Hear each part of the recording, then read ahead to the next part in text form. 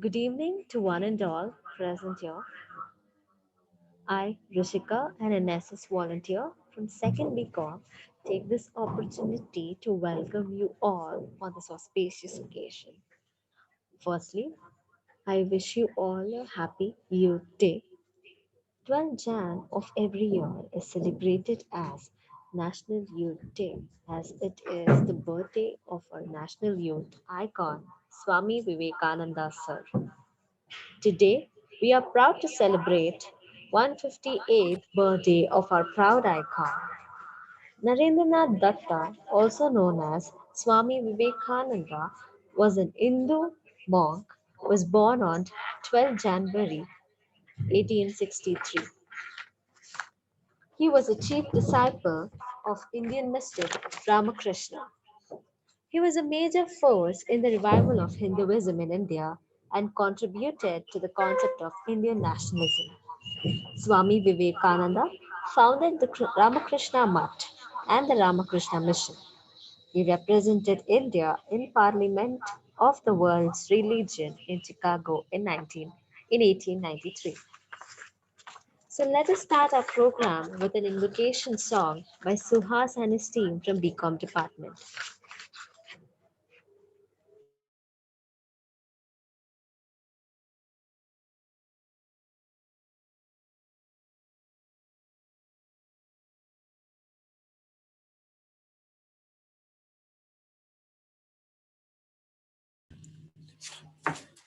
विश्वविनूतन विद्याचेतन सर्वहृदय संस्कारी जय भारती। विश्वविनूतन विद्याचेतन सर्वहृदय संस्कारी जय भारती। करुनाड सरस्वती गुಡಿ गोपुर सुरशिल्प कलाकृति कृष्णे तुंगे Kaveri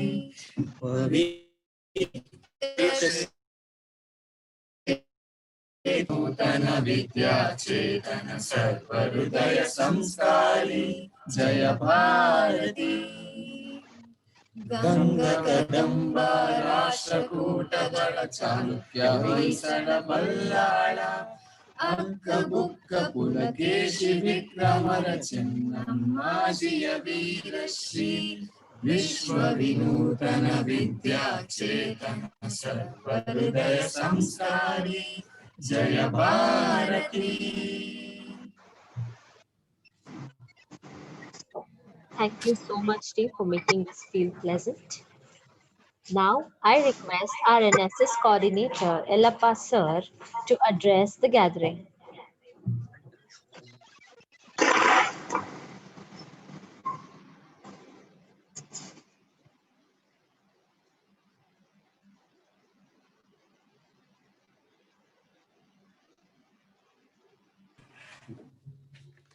Okay, good evening to one and all present here.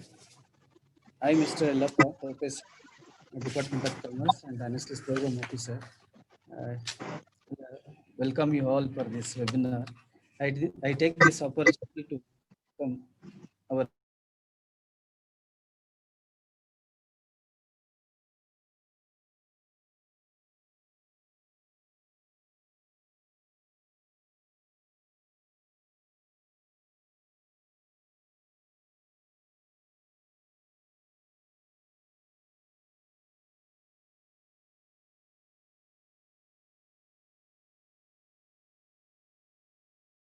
all the HODs of faculties of SSMRU College for this webinar. Lastly, I would also like to welcome NSS volunteers and students of SSMRU College. Thank you. Thank you. Thank you so much, sir, for welcoming us. Now, I request Sandhya from 2nd BCom to introduce our beloved principal, Dr. S. Anil Kumar, sir.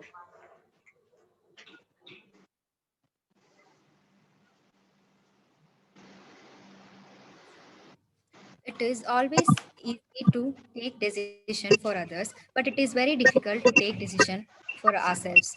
Good evening, one and all present here. It is both honor and privilege to be able to introduce to you Dr. S. Anil Kumar sir. Dr. S. Anil Kumar sir is a principal in the SSMRB RB College. He has been a popular teacher among faculty and student. He has an academic experience of 35 years in the field of commerce and management, both at UG and PG level. Dr. Kumar has more than 20 years of research experiences. He is recognized guide for many universities for MPhil and PhD program. He has produced 5 PhD and 31 MPhil for various colleges. He has been doing various UGC sponsoring projects. Dr. Kumar has published articles in leading national and international conference. To mention few, Griffith University in Australia, Harvard University in Boston, USA, so on. Dr. Anil Kumar sir has authored 17 books in the area of financial accounting, corporate accounting, service marketing, entrepreneurship development, production, and operation management and GST. Dr. Kumar has been elected Academic Council member of Bangalore University and member of Research Committee, Christ University, member of Tourism Committee of FKCCI Bangalore, advisory member of BBMP Roshni. He has been chairman of Board of Studies and Board of Examination of Bangalore University and other universities. The reflection of his work and commitment has transformed into various awards such as Dr. Kumar has been awarded in the recognition of dedicated service as a teacher conference by His Excellence Dr. Hansraj Bharadwaj, then the Governor of Karnataka Civil Defense Corps. He has been awarded as Achieving Excellence in Education from RSST. He has received Dr. Abdul Kalam Gold Medal Award from Global Economic Progress Research Association. He has been an NCC under officer and has won the Best Candidate Award. Dr. S has been awarded as the Doctorate Literature in the University of Panama, USA. Coming back to his key focus,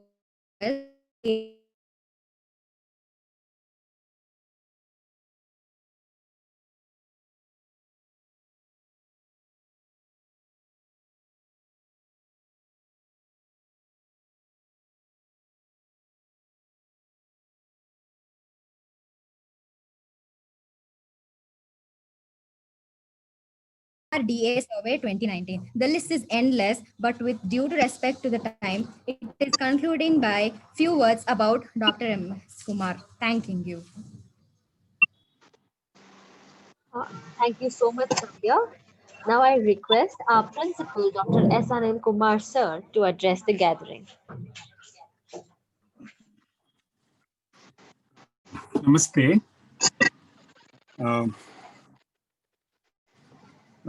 I'm really very happy to once again welcome very eminent speaker for today's program, Dr. Subramanya Swamy, Professor, Department of Kannada, Maharani Lakshmi Ammani College, who has accepted to be the speaker on a very important occasion. That is Swami Vivekananda's 158th birthday celebrations. And the topic is also very relevant today. That is Swami Vivekananda, Youth and Democracy. I think after seeing the current situation in India and of course around the world, how it is happening, what is happening, especially in democratic countries like US and all, I think it's very relevant to reintrust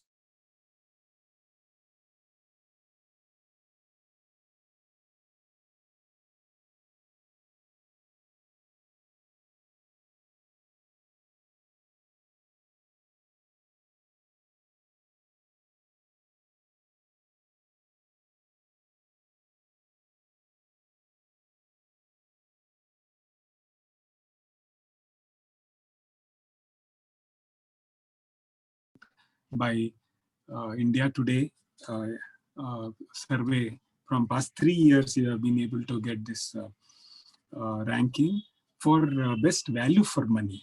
That is very important here.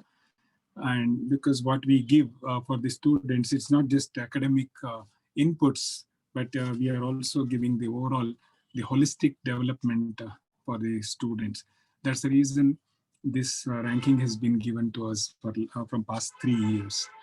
And also, of course, our ranked among, accredited by NAC with A grade, accredited by NAC by A grade.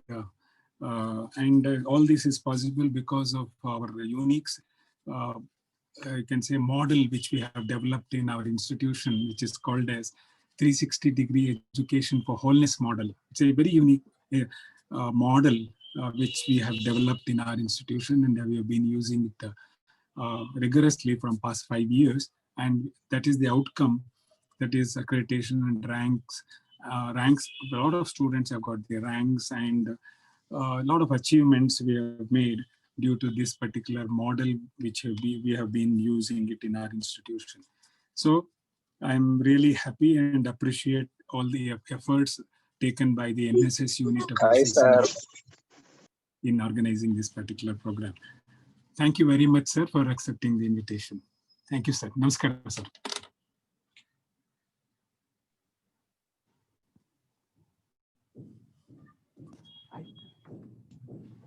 Thank you so much, sir, for your words. Now I request Yadushree from BCom department to introduce our chief guest. Good evening, everyone. I, Yadushree A, a volunteer of NSS unit, is glad to introduce our chief guest and a resource person for the day, Dr. Subramanya Swamy, Department of Kannada from Maharani Lakshmi Amani College for Women, Malleshwaram, Bangalore.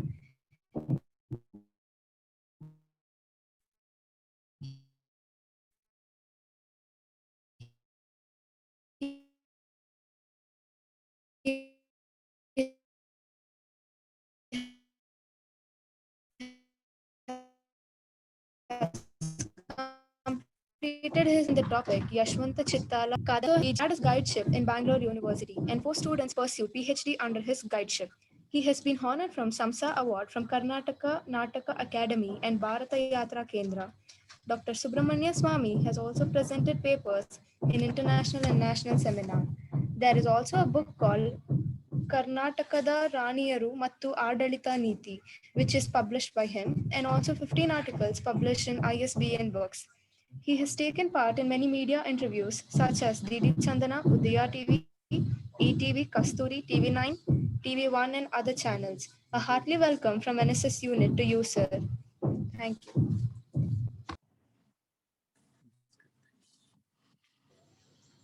Thank you, Yadushree. Now I request our chief guest, Dr. Subramanya Swamy, sir, to take over the session.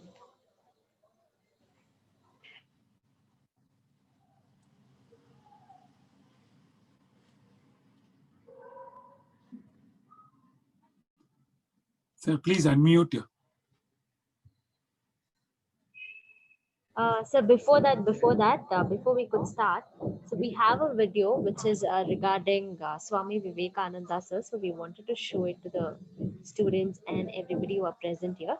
So we're going to start the video. So right after the video, we request sir to take over the session.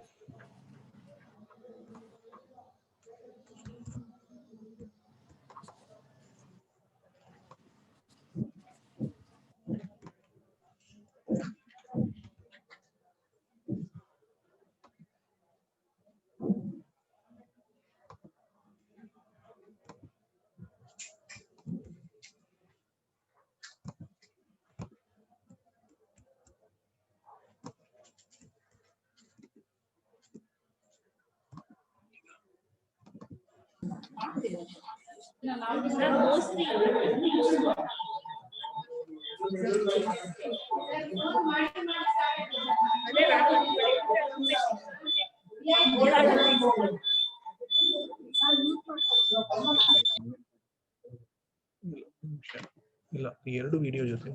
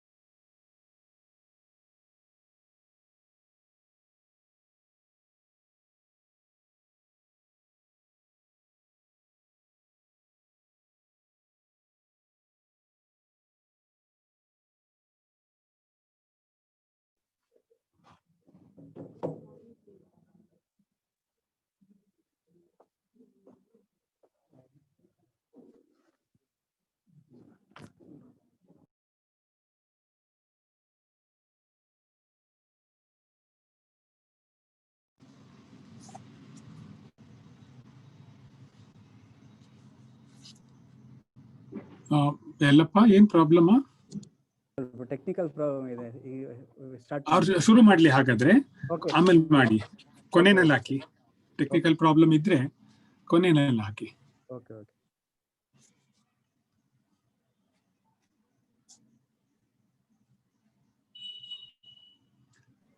Okay, sir, you can take over the session now.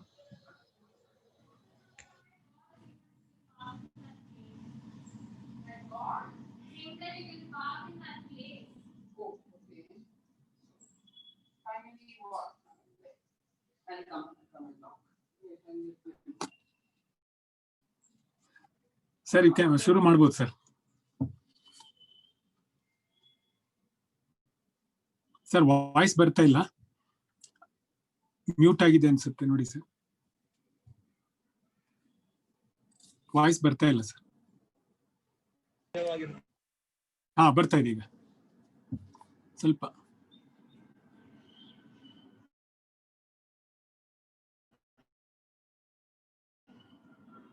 ಇಲ್ಲ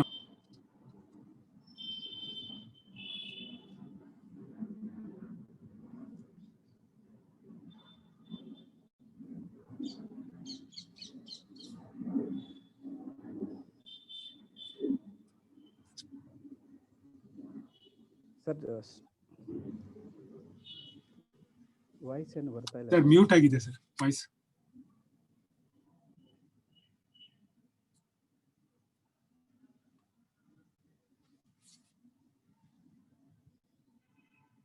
ಇಲ್ಲ ಕೇಳಿಸ್ತಾ ಇಲ್ಲ sir.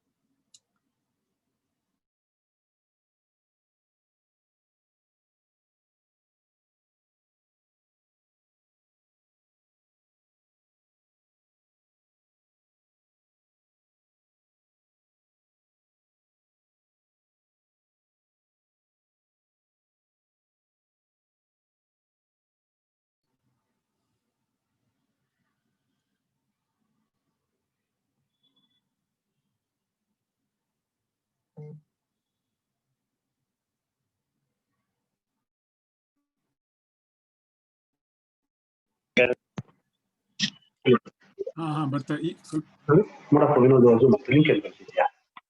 ಕೆಳಗೆ ಈಗ ಬರ್ತಾ ಇದೆಯಾ sir? ಈಗ ಕೇಳ್ತಾ ಇದೆಯಾ? ಹಾ ನಾವು ಈಗ ಕೇಳಿಸ್ತಾ ಇದೆ. ಶೋ ಮಾಡೋಣ.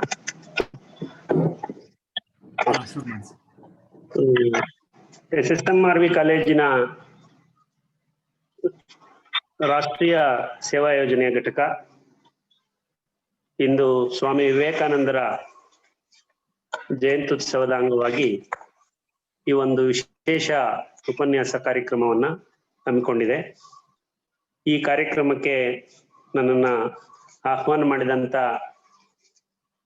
ಪ್ರೊಫೆಸರ್ ಯಲ್ಲಪ್ಪನವರಿಗೆ ಹಾಗೂ ಅನೇಕ ಈಗಾಗಲೇ ರಾಷ್ಟ್ರ ಮತ್ತು ಅಂತಾರಾಷ್ಟ್ರೀಯ ಮಟ್ಟದಲ್ಲಿ ಸಾಧನೆಗಳನ್ನ ಮಾಡಿರ್ತಕ್ಕಂಥ ಡಾಕ್ಟರ್ ಅನಿಲ್ ಕುಮಾರ್ SSMR ಕಾಲೇಜಿನ ಪ್ರಾಂಶುಪಾಲರಿಗೆ ಮತ್ತು ಅಲ್ಲಿನ ಎಲ್ಲ ವಿದ್ಯಾರ್ಥಿ ಮತ್ತು ಉಪನ್ಯಾಸಕರು ಸಿಬ್ಬಂದಿ ವರ್ಗದವರಿಗೆ ನನ್ನ ನಮಸ್ಕಾರಗಳನ್ನ ತಿಳಿಸ್ತಾ, ಈ ಸ್ವಾಮಿ ವಿವೇಕಾನಂದ ಯುವಜನತೆ ಮತ್ತು ಪ್ರಜಾಪ್ರಭುತ್ವ ಅಂತೇಳಿ Swami Vivekananda youths and democracy ಅಂತೇಳಿ ಟೈಟ್ಲ್ ಅನ್ನ ಕೊಟ್ಟಿದ್ದೀವಿ. ಸೊ ಈ ಒಂದು ಸೂಕ್ತವಾಗಿರ್ತಕ್ಕಂಥ ಶೀರ್ಷಿಕೆ ಚೆನ್ನಾಗಿದೆ ಅಂತಕ್ಕಂಥದ್ದನ್ನ ಪ್ರಾಂಶುಪಾಲರು ಹೇಳಿದ್ದಾರೆ. ಇವತ್ತಿನ 21ನೇ ಶತಮಾನದ ಸಂದರ್ಭದ ಒಳಗಡೆ ನಾವು ಸ್ವಾಮಿ ವಿವೇಕಾನಂದರ ವಿಚಾರಗಳನ್ನ, ಅವರ ವ್ಯಕ್ತಿತ್ವದ ಚಿಂತನೆಗಳನ್ನ ಈ ಭಾರತಾಂಬೆಯ ಸೇವೆಗಾಗಿ ಮತ್ತು ಭಾರತಾಂಬೆಗೆ ಒದಗಿ ಬಂದಿರತಕ್ಕಂತ ಅವಸ್ಥೆಗಳಿಂದ ನಾವು ಆಚೆ ಬರ್ಲಿಕ್ಕೆ ಈ ರೀತಿಯ ಒಂದು ಚಿಂತನೆಗಳು ಬಹಳ ಮುಖ್ಯ ಅಂತೇಳಿ ನಾನು ಅಂದ್ಕೊಂಡಿದ್ದೇನೆ. ಆ ದೃಷ್ಟಿಯಿಂದ ನಾವು ಸ್ವಾಮಿ ವಿವೇಕಾನಂದರು ಬಂಗಾಳದಲ್ಲಿ ಏನು ಅಲ್ಲಿನ ಕಲ್ಕತ್ತಾದಲ್ಲಿ ಅವಿಭಜಿತ ಬಂಗಾಳದ ಕಲ್ಕತ್ತಾದಲ್ಲಿ ಏನು ಜನಿಸಿದ್ರು 12ನೇ ತಾರೀಕು ನಾವು ನಿನ್ನೆ ಸಂಕ್ರಾಂತಿಯನ್ನ ಮಾಡಿದ್ದೇವೆ. ಆವಾಗ 12ನೇ ತಾರೀಕು ಸಂಕ್ರಾಂತಿಯ ದಿನವೇ ಸ್ವಾಮಿ ವಿವೇಕಾನಂದರು ಹುಟ್ಟಿರ್ತಕ್ಕಂಥದ್ದು. ಅದು ಆಮೇಲೆ 13, 14, 15 ಈಗೆಲ್ಲ ಕ್ಯಾಲೆಂಡರ್ಗಳು ಮುಂದಕ್ಕೆ ಹೋಗ್ತಾ ಬರ್ತಾ ಇದ್ದಾವೆ. ಸೊ ಹಾಗಾಗಿ 12ನೇ ತಾರೀಕು ಸಂಕ್ರಾಂತಿಯ ದಿನದಂದೇ, ಸಂಕ್ರಾಂತಿ ಅಂದ್ರೇನೆ ಒಂದು ಅರ್ಥಪೂರ್ಣವಾದ ಬದಲಾವಣೆ ಅನ್ನುವಂತ ಅರ್ಥ ಇದೆ. ಸೊ ಆ ರೀತಿ ಸೂರ್ಯ ತನ್ನ ಒಂದು ದಿಕ್ಕಿನಿಂದ ಉತ್ತರದ ಕಡೆಗೆ ಮತ್ತು ಏರುತ್ವದ ಕಡೆಗೆ ಒಂದು ಪಥವನ್ನ ಬದಲಾಯಿಸ್ತಾನೆ. ಅದನ್ನ ಒಂದು ಟ್ರಾನ್ಸಿಷನ್ ಪೀರಿಯಡ್ ಅಂತೇಳಿ ನಾವು ಕರಿತೀವಿ. ಸೊ ಅದನ್ನ ವಿವೇಕಾನಂದರು ಭಾರತದ ಸಂದರ್ಭದ ಒಳಗಡೆ ಬಹಳ ದೊಡ್ಡ ಒಂದು ಟ್ರಾನ್ಸಿಷನ್ ಅನ್ನ ಅದು ಹುಟ್ಟು ಹಾಕಿದಂತ ಒಬ್ಬ ಮಹಾಪುರುಷ ಅಂತೇಳಿ ನಾವು ಅವರನ್ನ ಗುರುತಿಸ್ಕೊಂಡಿದ್ದೇವೆ. ಹಾಗಾಗಿ ಅವರ ತಂದೆ ವಿಶ್ವನಾಥ ದತ್ತ ಅಂತೇಳಿ, ಅವರ ತಾಯಿ ಭುವನೇಶ್ವರಿ ಅಂತೇಳಿ, ಅವರ 6ನೇ ಮಗನಾಗಿ ಜನಿಸಿದಂತ ನರೇಂದ್ರನಾಥ ಮತ್ತು ವೀರೇಶ್ವರ ಅಂತಾನು ಕೂಡ ಮೊದಲು ಅವರನ್ನ ಕರಿತಿದ್ರು. ಆಮೇಲೆ ನರೇಂದ್ರನಾಥ ಅಂತ ಕರೆದ್ರು ಅಂತೇಳಿ, ನರೇನ್ ಅಂತಾನು ಕರಿತಿದ್ರು ಅಂತೇಳಿ. ನರೇಂದ್ರನಾಥ ದತ್ತ ಆಮೇಲೆ ಸ್ವಾಮಿ ವಿವೇಕಾನಂದರಾಗಿ ಪರಿವರ್ತನೆ ಆಗಿರ್ತಕ್ಕಂಥದ್ದನ್ನ ನಾವು ನೋಡ್ತೇವೆ. 1863 12ನೇ ತಾರೀಕು ಅವ್ರೇನು ಜನಿಸಿದ್ರು, ಆ 1863 ಸಂಪೂರ್ಣವಾಗಿ ಭಾರತ ಬ್ರಿಟಿಷರ ಆಡಳಿತದಲ್ಲಿ ಇದ್ದಂತ ಬ್ರಿಟಿಷ್ ಭಾರತದಲ್ಲಿ ಜನಿಸಿದಂತಹ ಸ್ವಾಮಿ ವಿವೇಕಾನಂದರು ಆನಂತರ ಇಡೀ ಭಾರತವನ್ನ ಮತ್ತು ಇಡೀ ಜಗತ್ತನ್ನ ಭಾರತದ ಕಡೆಗೆ ತಿರುಗಿ ನೋಡುವಂತೆ ಮಾಡಿದಂತ ಒಂದು ಬಹಳ ಶ್ರೇಷ್ಠವಾಗಿರ್ತಕ್ಕಂಥ ಒಂದು ತಪಸ್ಸು ವಿವೇಕಾನಂದರಿಗೆ ಸಲ್ಲುತ್ತೆ. ಆ ದೃಷ್ಟಿಯಲ್ಲಿ ನಾವು ವಿವೇಕಾನಂದರನ್ನ ನೋಡ್ಬೇಕಾಗಿದೆ. ಹಾಗಾಗಿ 156-58 ವರ್ಷಗಳ ಹಿಂದೆ ಏನು ಸ್ವಾಮಿ ವಿವೇಕಾನಂದರು ಇದ್ರು ನಮಗೆ, ಅವರು 1902ರಲ್ಲಿ ಈ ಇಹಲೋಕವನ್ನ ತ್ಯಜಿಸಿ ಹೋಗ್ತಾರೆ. ಕೇವಲ 39 ವರ್ಷಗಳ ಅವಧಿಯ ಒಳಗಡೆ ಅವರು ಈ ಇಹಲೋಕವನ್ನ ತ್ಯಜಿಸ್ತಾರೆ. ಆದ್ರೆ ಆ 39 ವರ್ಷಗಳ ಒಳಗೆ ಸ್ವಾಮಿ ವಿವೇಕಾನಂದರು ಸಾಗಿದಂತಹ ದಾರಿ, ಸಾಧಿಸಿದಂತಹ ಮಾರ್ಗಗಳು, ಅವರ ಅಧ್ಯಯನ, ಅವರ ವಿಶಿಷ್ಟವಾಗಿರ್ತಕ್ಕಂಥ ವ್ಯಕ್ತಿತ್ವ, ಇವೆಲ್ಲವೂ ಬಹಳ ಮುಖ್ಯವಾಗಿ ಭಾರತದ ಮತ್ತು ಜಗತ್ತಿನ ಬಹುಪಾಲು ರಾಷ್ಟ್ರಗಳ ಮೇಲೆ ಬೆಳಕನ್ನ ಚೆಲ್ಲಿರ್ತಕ್ಕಂಥದ್ದನ್ನ ನಾವು ನೋಡ್ತೀವಿ. ಹಾಗಾಗಿ ಸ್ವಾಮಿ ವಿವೇಕಾನಂದರು ಅವರು ಲೋಕವಿಖ್ಯಾತವಾಗಿರ್ತಕ್ಕಂಥ ವ್ಯಕ್ತಿ. ಅವರು ಒಂದ್ ರೀತಿ ಶಾಶ್ವತ ವಿಶ್ವಶಕ್ತಿಯಾಗಿ ಉಳಿದಿದ್ದಾರೆ. ಅವರು ಕೇವಲ ಸನ್ಯಾಸಿ ಅಲ್ಲ, ಅವರೊಬ್ಬ ಕವಿ, ಅವರೊಬ್ಬ ಸಾಹಿತಿ, ಅವರೊಬ್ಬ ರಾಜಕಾರಣಿ, ಅವರೊಬ್ಬ ವಿದ್ವಾಂಸರು, ಅವರೊಬ್ಬ ಕ್ರಾಂತಿಕಾರಿ, ಅವರೊಬ್ಬರು ದಾರ್ಶನಿಕರಾಗಿದ್ರು. ಮತ್ತೆ ಸ್ವಾಮಿ ವಿವೇಕಾನಂದರು ಸಮದರ್ಶಿಯಾಗಿದ್ರು. ಹಾಗಾಗಿ ಸ್ವಾಮಿ ವಿವೇಕಾನಂದರು ಹುಟ್ಟಿದಾಗ ಈ ದೇಶ ಹಾಗೂ ಕಲ್ಕತ್ತಾ ಬ್ರಿಟಿಷರ ವಶದಲ್ಲಿತ್ತು. ಬ್ರಿಟಿಷರ ಆಡಳಿತ ರಾಜಧಾನಿ ಕಲ್ಕತ್ತಾ ಆಗಿತ್ತು. ಅಲ್ಲಿನ ಕಲ್ಕತ್ತಾದಲ್ಲಿ ಇವತ್ತೇನು ನಾವು ದೆಹಲಿಯನ್ನ ರಾಜಧಾನಿ ಮಾಡ್ಕೊಂಡಿದ್ದೀವಿ, ಕಲ್ಕತ್ತಾದಲ್ಲಿ ಅಲ್ಲಿ ಬ್ರಿಟಿಷರ ರಾಜಧಾನಿ ಇತ್ತು. 2 ರಾಜಧಾನಿಗಳನ್ನ ಬ್ರಿಟಿಷರು ನಿರ್ಮಾಣ ಮಾಡಿದ್ರು, ಒಂದು ಕಲ್ಕತ್ತಾ, ಇನ್ನೊಂದು ಸಿಮ್ಲಾ. ಬೇಸಿಗೆಯಲ್ಲಿ ಸಿಮ್ಲಾನ್ನ ರಾಜಧಾನಿಯನ್ನಾಗಿ ಬಳಸ್ತಾ ಇದ್ರು, ಉಳಿದಂತೆ ಕಲ್ಕತ್ತಾದನ್ನ ಬಳಸ್ತಾ ಇದ್ರು. ಅಲ್ಲಿ ವಿಕ್ಟೋರಿಯಾ ಮನೆ ಇದೆ, ಆಡಳಿತದ ಭವನ ಇದೆ, ವೈಟ್ ಹೌಸ್ ಇದೆ, ಅದನ್ನ ನೋಡ್ಬೇಕು. ನಾನು ಕಲ್ಕತ್ತಾದ ಬೇಲೂರಿನ ಮಠಕ್ಕೆ ಹೋದಾಗ ಅವೆಲ್ಲವನ್ನ ನೋಡಿ ಬಂದಿದ್ದೇನೆ. ಸಾಧ್ಯವಾದ್ರೆ ಎಲ್ರೂ ಒಂದ್ಸರಿ ಆ ವಿವೇಕಾನಂದರ ಬೇಲೂರು ಮಠಕ್ಕೆ ಮತ್ತು ಆ ಕಲ್ಕತ್ತಾ ಸುತ್ತಮುತ್ತಲಿನ ಸ್ಥಳಗಳಿಗೆ ಭೇಟಿ ನೀಡಿದ್ರೆ, ಮತ್ತು ರವೀಂದ್ರನಾಥ ಟ್ಯಾಗೋರರ ಆಶ್ರಮ ಇವುಗಳಿಗೂ ಭೇಟಿ ನೀಡಿದ್ರೆ ಬಹಳ ಒಳ್ಳೆಯದು.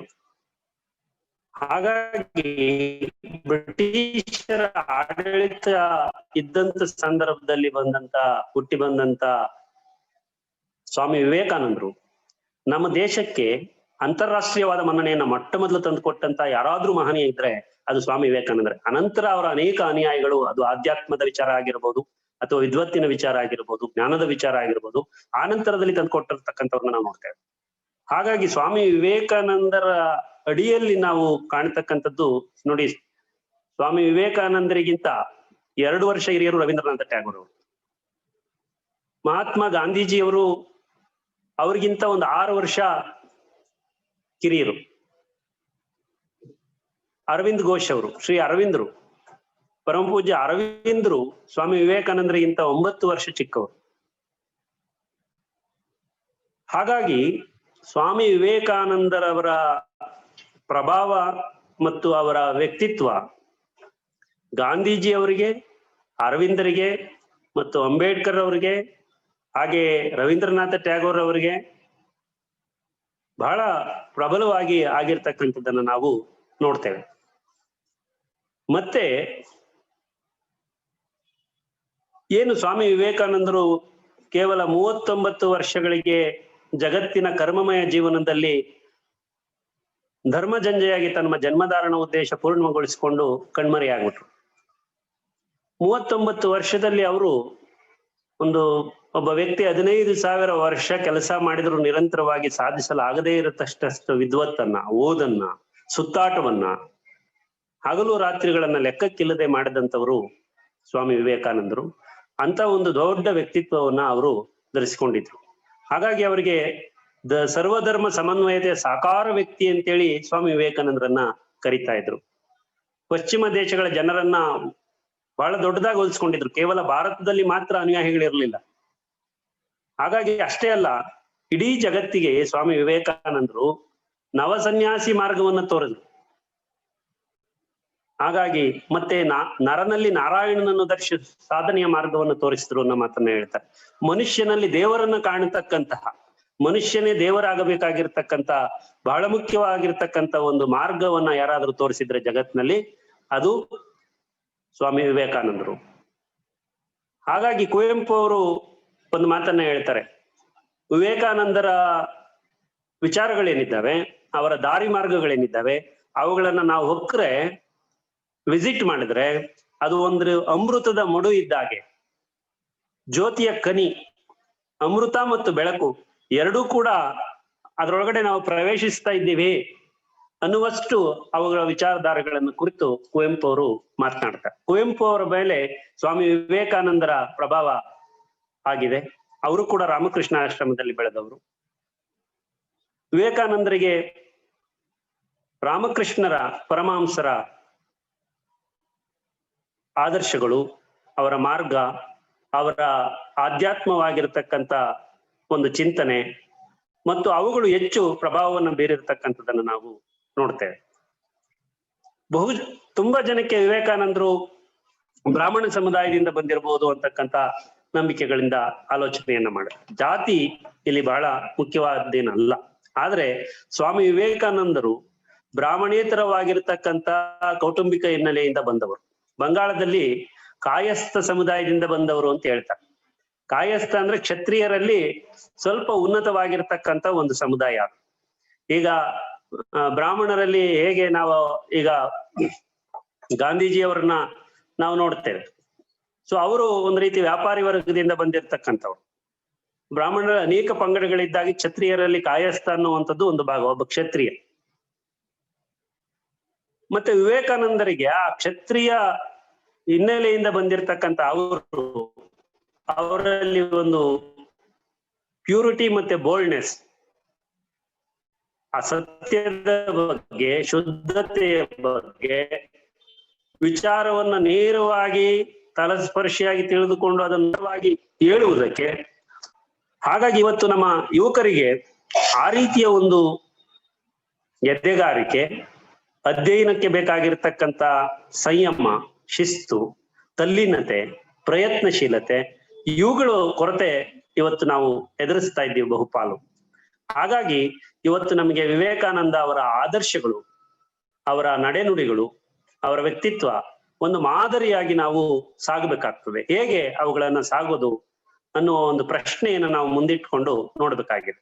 ನೋಡಿ, ಆ ಕಾಲಕ್ಕೆ ಸ್ವಾಮಿ ವಿವೇಕಾನಂದರು BA ಆರ್ಟ್ಸ್ ಕಲಾ ಪ್ರಕಾರದಲ್ಲಿ ಒಂದು BA ಡಿಗ್ರಿಯನ್ನ ಪಡ್ಕೊಂಡಂತ ವಿವೇಕಾನಂದರು ಆನಂತರದ ದಿನಗಳಲ್ಲಿ ಅವರು ಸಾಗಿದಂತ ರೀತಿ ನಾವು ನೋಡಬೇಕು. ವಿವೇಕಾನಂದರು ಕಲೆಯ ಒಬ್ಬ ವಿದ್ಯಾರ್ಥಿ ಆಗಿದ್ರು ಕೂಡ, ಆರ್ಟ್ಸ್ ವಿಭಾಗದಲ್ಲಿ ಓದ್ಕೊಂಡಂತ ಒಬ್ಬ ವಿದ್ಯಾರ್ಥಿ ಆದ್ರೂ ಕೂಡ, ಅವರು ಹರ್ಬರ್ಟ್ ಸ್ಪೆನ್ಸರ್ನ ಪ್ರಭಾವ, ಒಬ್ಬ ದೊಡ್ಡ ತತ್ವಶಾಸ್ತ್ರಜ್ಞ, ಅವರ ಪ್ರಭಾವ ಹೆಚ್ಚು ವಿವೇಕಾನಂದರ ಮೇಲೆ ಬಿದ್ದಿದೆ. ಆ ಕೃತಿಯನ್ನ ಓದಿ ಅವರಿಗೆ ಬರೀತಾರೆ, ಅದರಲ್ಲಿರೋ ನೆಗೆಟಿವ್ಸ್ ಬಗ್ಗೆ ಲೆಟರ್ ಬರೀತಾರೆ ಸ್ವಾಮಿ ವಿವೇಕಾನಂದರು, ಜರ್ಮನಿಯ ಹರ್ಬರ್ಟ್ ಸ್ಪೆನ್ಸರ್ ಬಗ್ಗೆ. ಮತ್ತೆ ಭಾರತದ ವೇದಗಳೇನಿದ್ವು, ಉಪನಿಷತ್ತುಗಳೇನಿದ್ವು, ಮತ್ತು ಬೇರೆ ಬೇರೆ ಆಯಾಮಗಳೇನಿದ್ದು ಅವೆಲ್ಲವನ್ನೂ ಬಹಳ ಆಳವಾಗಿ ಓದ್ಕೊಂಡಿದ್ರು. ರಾಮಾಯಣ, ಮಹಾಭಾರತ, ವೇದ, ಉಪನಿಷತ್ತುಗಳು, ಬ್ರಾಹ್ಮಣಕಗಳು, ಸಾಂಖ್ಯ, ಬೇರೆ ಬೇರೆ ಬುಡಕಟ್ಟಿನ ಬಗ್ಗೆ, ಜಾತಿ ಧರ್ಮಗಳ ಬಗ್ಗೆ, ಅದು ಜೈನ ಧರ್ಮ ಆಗಿರ್ಲಿ, ಬೌದ್ಧ ಧರ್ಮ ಆಗಿರ್ಲಿ, ಅದು ಇಸ್ಲಾಂ ಧರ್ಮವಾಗಿರ್ಲಿ, ಕ್ರೈಸ್ತ ಧರ್ಮವಾಗಿರ್ಲಿ. ಕ್ರೈಸ್ತ ಧರ್ಮದ ಬಗ್ಗೆ ಇಮಿಟೇಷನ್ ಆಫ್ ಕ್ರೈಸ್ಟ್ ಅನ್ನುವಂಥದ್ದು ವಿವೇಕಾನಂದರ ಅತ್ಯಂತ ನೆಚ್ಚಿನ ಪುಸ್ತಕ. ಕ್ರಿಸ್ತನ ದಾರಿ, ಅವನು ಸಾಗಿ ಹೋಗಿರ್ತಕ್ಕಂಥ ಮಾರ್ಗಗಳು, ಇವುಗಳ ಬಗ್ಗೆ ಬಹಳ ಆಳವಾಗಿರ್ತಕ್ಕಂಥ ಅಧ್ಯಯನವನ್ನ ಮಾಡಿಕೊಂಡು ಅದರ ಮುಖಾಂತರವಾಗಿ ಧರ್ಮಗಳ ಬೇರೆ ಬೇರೆ ಆಯಾಮಗಳ ಬಗ್ಗೆ ಸ್ವಾಮಿ ವಿವೇಕಾನಂದರು ಯೋಚನೆ ಮಾಡ್ತಾ ಇದ್ರು. ಹಾಗಾಗಿ ಭಾರತೀಯ ವೇದಾಂತ ಮತ್ತು ಯೋಗದ ಬಗೆಗೆ, ಅದರಲ್ಲೂ ಆ ಯೋಗದಲ್ಲಿ ಒಂದು ರಾಜಮಾರ್ಗ ಅಂತ ಒಂದಿದೆ, ರಾಜಯೋಗ ಅಂತ ಹೇಳ್ತೀವಿ. ಆ ರಾಜಯೋಗದ ಬಗೆಗೆ ಆಳವಾದ ವಿದ್ವತ್ತನ್ನ ಪಡೆದಿದ್ದವರು ಜಗತ್ತಿನಲ್ಲಿ ಒಬ್ಬರಾಗಿದ್ದ ಸ್ವಾಮಿ ವಿವೇಕಾನಂದರು.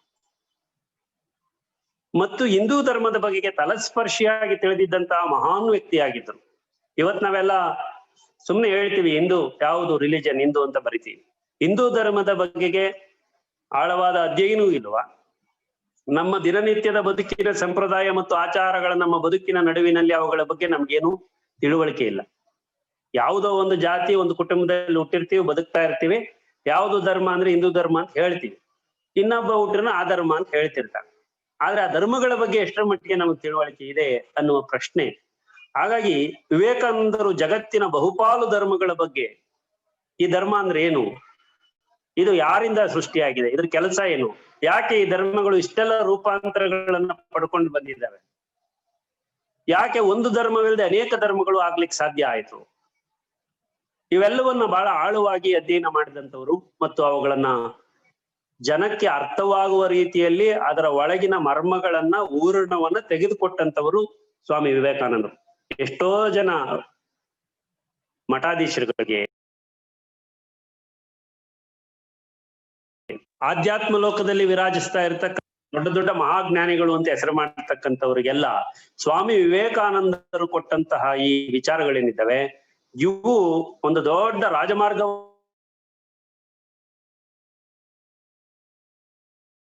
ಧರ್ಮಗಳ ಬಗೆಗೆ ಅಪಾರ ಅಧ್ಯಯನ ಮಾಡಿಕೊಂಡು ಧರ್ಮ ಅಧರ್ಮಗಳ ವ್ಯವಹಾರಿಕತೆಯನ್ನ ಮತ್ತು ಅವುಗಳ ನಡುವೆ ಇರತಕ್ಕಂಥ ಗೆರೆಯನ್ನ ಮನುಷ್ಯ ಹೇಗೆ ಕಾಯ್ದುಕೊಳ್ಬೇಕು, ಯಾಕೆ ಎಷ್ಟೋ ದೇಶಗಳಲ್ಲಿ ಧರ್ಮಗಳ ಹೆಸರುಗಳಲ್ಲಿ ರಕ್ತ ಪಿಪಾಸೆ, ರಕ್ತ ಕ್ರಾಂತಿಗಳೇ ನಡೆದು ಹೋಗಿದ್ದಾವೆ, ಯಾಕೆ ಧರ್ಮ ರಾಜಕಾರಣವಾದಾಗ ಏನಾಗ್ತದೆ, ಈ ರೀತಿಯ ವಿಚಾರಗಳನ್ನ ಬಹಳ ಆಳವಾಗಿ ಹೇಳ್ತಾ ಬಂದಂತವರು ಸ್ವಾಮಿ ವಿವೇಕಾನಂದರು. ಹಾಗಾಗಿ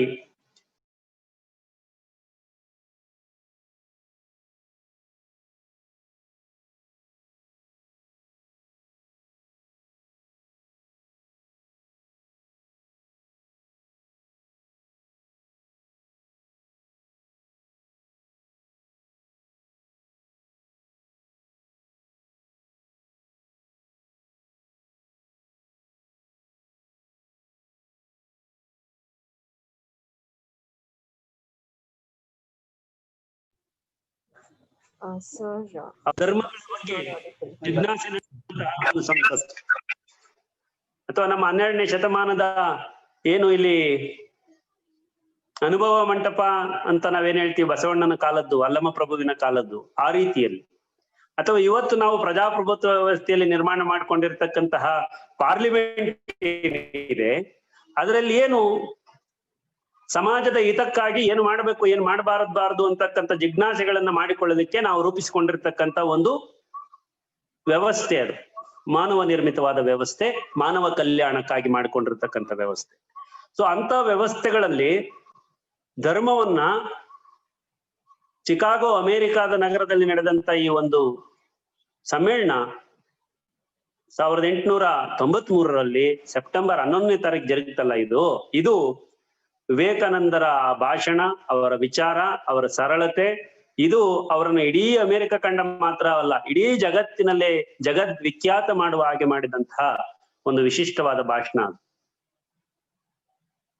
ಆ ನಂತರದಲ್ಲಿ ನಾವು ನೋಡೋದು 1897ರಲ್ಲಿ ಅವಿಭಜಿತವಾಗಿದ್ದಂತಹ ಲಾಹೋರ್ ಭಾರತದಲ್ಲೇ ಇತ್ತು. ಲಾಹೋರ್ನ ಭಾಷಣ, ಅದು ಜುಲೈನಲ್ಲಿ ಮಾಡಿದಂತ ಒಂದು ಭಾಷಣ. ಸೊ ಇಲ್ಲಿಂದ ಹಿಂದಿರುಗಿದ ಮೇಲೆ ಅವರು ಮಾಡಿರತಕ್ಕಂಥ ಭಾಷಣಗಳಲ್ಲಿ ಅದು ಕೂಡ ಬಹಳ ಮುಖ್ಯವಾದ ಭಾಷಣ. ಅದನ್ನ ವೇದಾಂತ ಅಂತಾನೆ ಕುವೆಂಪು ಅವರು ಕೂಡ ಅನುವಾದ ಮಾಡಿದ್ದಾರೆ ಆ ಭಾಷಣವನ್ನು, ನೋಡ್ಬೋದು. ಸೊ ವೇದಾಂತ ಅಂತ ಹೇಳಿದ್ರೆ ಉಪನಿಷತ್ತುಗಳು, ವೇದದ ಕೊನೆಯ ಬರೆದಂತ ಅವುಗಳಿಗೆ ಭಾಷ್ಯ ಬರೆದಿರ್ತಕ್ಕಂಥದ್ದು ಉಪನಿಷತ್ತುಗಳು. ಉಪನಿಷತ್ತುಗಳೇನು ಅಂತ ಹೇಳಿದ್ರೆ ವೇದಗಳಲ್ಲಿ ಇರುವಂತಹ ಪಾಸಿಟಿವ್ ನೆಗೆಟಿವ್ಸ್ಗಳ ಬಗ್ಗೆ ಕನ್ನಡಿಯ ರೀತಿಯಲ್ಲಿ ಮಾತನಾಡಿದವು. ಯಾವುದೇ ರೀತಿಯ ಇಡನ್ ಅಜಾಂಡಗಳಿಲ್ಲ ಅದರಲ್ಲಿ. 4 ವೇದಗಳೇನಿದ್ದಾವೆ ಆ ವೇದಗಳಲ್ಲಿ ವೇದಗಳಲ್ಲಿ ಮುಖ್ಯವಾಗಿ ಹೇಳಿರೋದೇನು ಅಂತ ಹೇಳಿದ್ರೆ, ಒಂದು ಈ ಕಾಸ್ಮಿಕ್ ಎನರ್ಜಿಯನ್ನ, ಯೂನಿವರ್ಸ್ ನ ಬಗ್ಗೆ ಮಾತಾಡಿದ್ದಾರೆ. ಈ ಬ್ರಹ್ಮಾಂಡ ಏನು, ಸೃಷ್ಟಿ ಅಂದ್ರೆ ಏನು, ಹುಟ್ಟು ಸಾವು ಮತ್ತು ಜೀವಿಗಳು ಮತ್ತು ಪ್ರಕೃತಿಯಲ್ಲಿ ಆಗುವಂತಹ ವಿಚಾರಗಳ ಬಗ್ಗೆ, ಮತ್ತು ನಾವ್ ಯಾವುದನ್ನ ಅಬ್ಸ್ಟ್ರಾಕ್ಟ್ ಅಂತ ಕರಿತೀವಿ, ಅಮೂರ್ತವಾದ ಸಂಗತಿಗಳು, ಕಣ್ಣಿಗೆ ಕಾಣುವ ಮತ್ತು ಕಾಣದೇ ಇರುವ ಮಾಯೆ ಅನ್ನುವ ವಿಚಾರಗಳ ಬಗ್ಗೆ ಆಗಿರ್ಬೋದು. ಓಕೆ, ಇವುಗಳ ಬಗ್ಗೆ ಮಾತನಾಡ್ತಕ್ಕಂಥದ್ದನ್ನ ನಾವು ನೋಡ್ತೀವಿ. ಸೊ ಹಾಗಾಗಿ ವೇದ ಅಂದ್ರೆ ಜ್ಞಾನ ಅನ್ನುವ ಅರ್ಥ ಇದೆ. ಒಂದು ಕಾಲದ ಜನರು ನಿರ್ಮಾಣ ಮಾಡಿರ್ತಕ್ಕಂತಹ ಪುಸ್ತಕಗಳು, ಈಗ ಹೆಂಗೆ ಪುಸ್ತಕಗಳನ್ನ ನಾವೆಲ್ಲ ನಿರ್ಮಾಣ ಮಾಡಿದ್ವು, ಆ ಕಾಲದಲ್ಲಿ ಒಂದು ನಿರ್ಮಾಣ ಮಾಡಿಕೊಂಡಂತ ಒಂದು ಕೃತಿಗಳು. ಆ ಕೃತಿಗಳಲ್ಲಿ ಇರುವಂತಹ ಮೌಲ್ಯಗಳು ಮತ್ತು ಅಪಮೌಲ್ಯಗಳನ್ನ ಕುರಿತು ಬಹಳ ವಿದ್ವತ್ಪೂರ್ಣವಾಗಿ ಅವುಗಳ ಬಗ್ಗೆ ಕ್ರಿಟಿಸಿಸಮ್ ಅಂತಕ್ಕಂಥ ಏನಾದ್ರು ಕೃತಿಗಳು ಬಂದಿದೆ ಉಪನಿಷತ್ತು. ಅವುಗಳಿಗೆ ಭಾಷ್ಯಗಳನ್ನ ಬರೆದವು.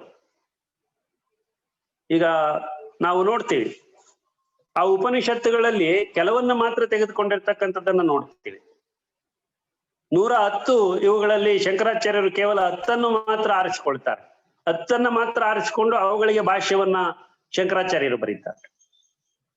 ಸೊ ಇಲ್ಲಿ ನೋಡಿದ್ರೆ ಶಂಕರಾಚಾರ್ಯರ ದ್ವೈತ ಫಿಲಾಸಫಿ ಆಗಿರ್ಬೋದು, ಅದ್ವೈತ ಫಿಲಾಸಫಿ ಆಗಿರ್ಬೋದು ಮಧ್ವಾಚಾರ್ಯರದು, ವಿಶಿಷ್ಟಾದ್ವೈತ ಆಗಿರ್ಬೋದು ರಾಮಾನುಜಾಚಾರ್ಯ, ಶಕ್ತಿ ವಿಶಿಷ್ಟಾದ್ವೈತ ಶಿವಮೂರ್ತಿ ಶಿವಾಚಾರ್ಯ, ಇವುಗಳು ಭಾರತದಲ್ಲಿ ನಾವು ಏನ್ ನೋಡ್ತೀವಿ,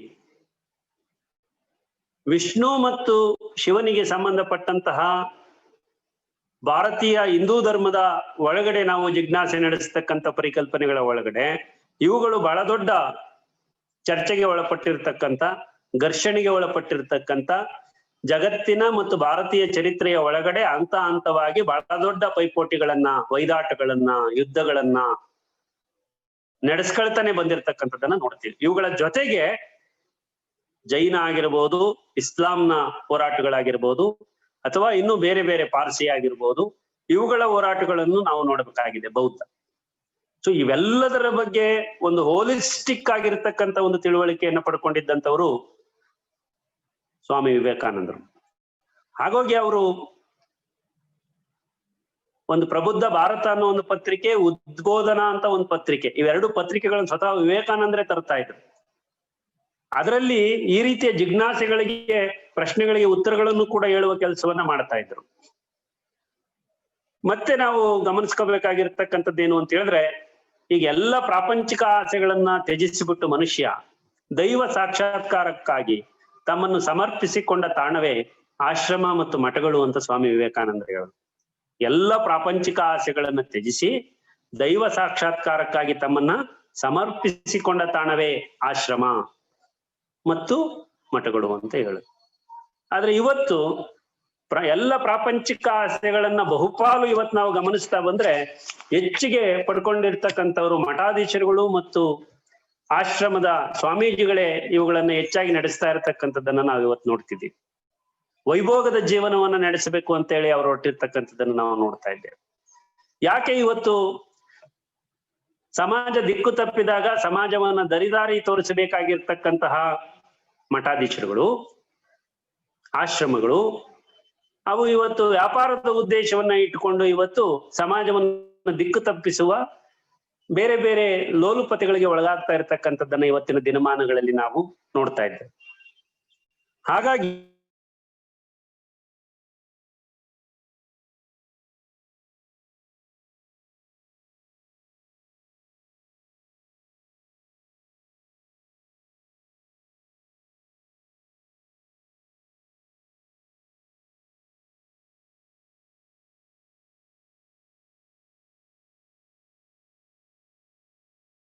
ಧರ್ಮದ ವಿಚಾರಗಳನ್ನ, ಮಂತ್ರವನ್ನು ಅಥವಾ ಇನ್ಯಾವುದೋ ಬರೆದಿರ್ತಕ್ಕಂಥ ಆನಂದ ಲಾರಿಯೋ ಯಾವುದಾದ್ರೂ ಆಗಿರ್ಬೋದು, ನೀವು ಯಥಾವತ್ತಾಗಿ ಸುಮ್ಮನೆ ಪಠಣ ಮಾಡ್ತಾ ಇದ್ರೆ ಅದರಿಂದ ಯಾವುದು ಕೂಡ ಪ್ರಯೋಜನ ಆಗುವುದಿಲ್ಲ.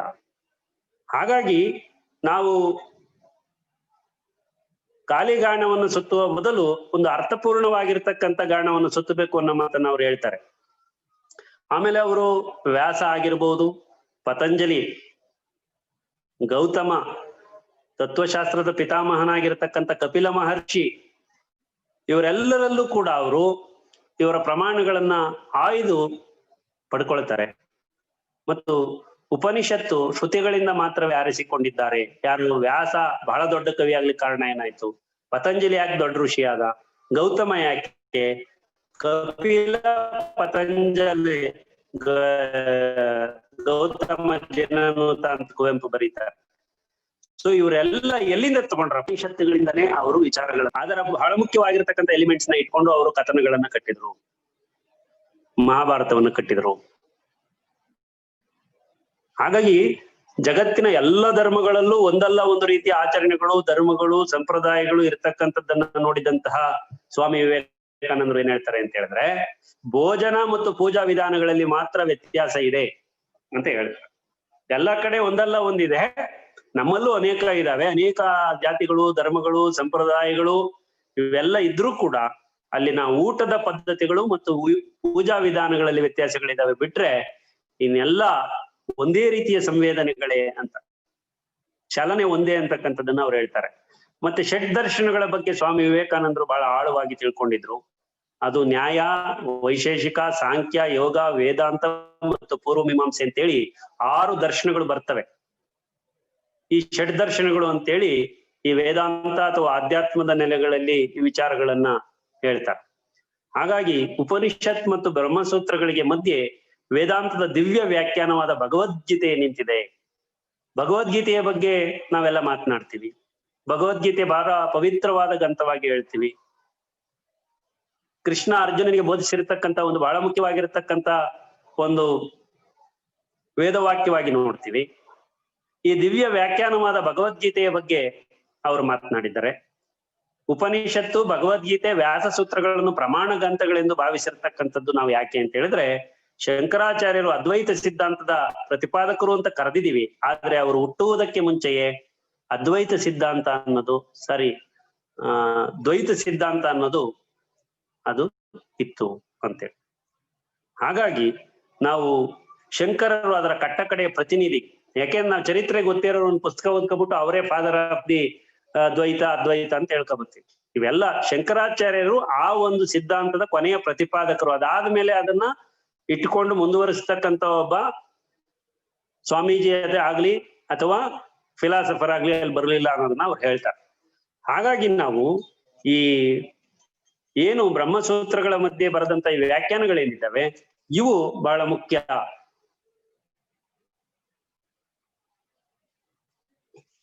ಆಮೇಲೆ ಇನ್ನೊಂದು ಮಾತು ಹೇಳ್ತಾರೆ ಸ್ವಾಮಿ ವಿವೇಕ್, ಬ್ರಹ್ಮ ಮತ್ತು ಆತ್ಮ ಎರಡು ಒಂದೇ ಅಂತ ಹೇಳ್ತಾರೆ. ಅಂದ್ರೆ ಈ ಕಾಸ್ಮಿಕ್ ಎನರ್ಜಿ ಏನಿದೆ ಇದನ್ನ ಹೇಗೆ ಅರ್ಥ ಮಾಡ್ಕೊಳ್ಳೋದು ಅಂತ ಪ್ರಯತ್ನ ಪಡೋದು. ಸತ್ ಮೇಲೆ ಮನುಷ್ಯ ಎಲ್ಲಿಗೆ ಹೋಗ್ತಾನೆ, ಇವುಗಳ ಹಿಂದೆ ಆಚಾರಗಳನ್ನ ಸೃಷ್ಟಿ ಮಾಡೋದು, ಸತ್ತಾಗ ಯಾವ ಆಚಾರಗಳನ್ನ ಪಾಲಿಸಬೇಕು.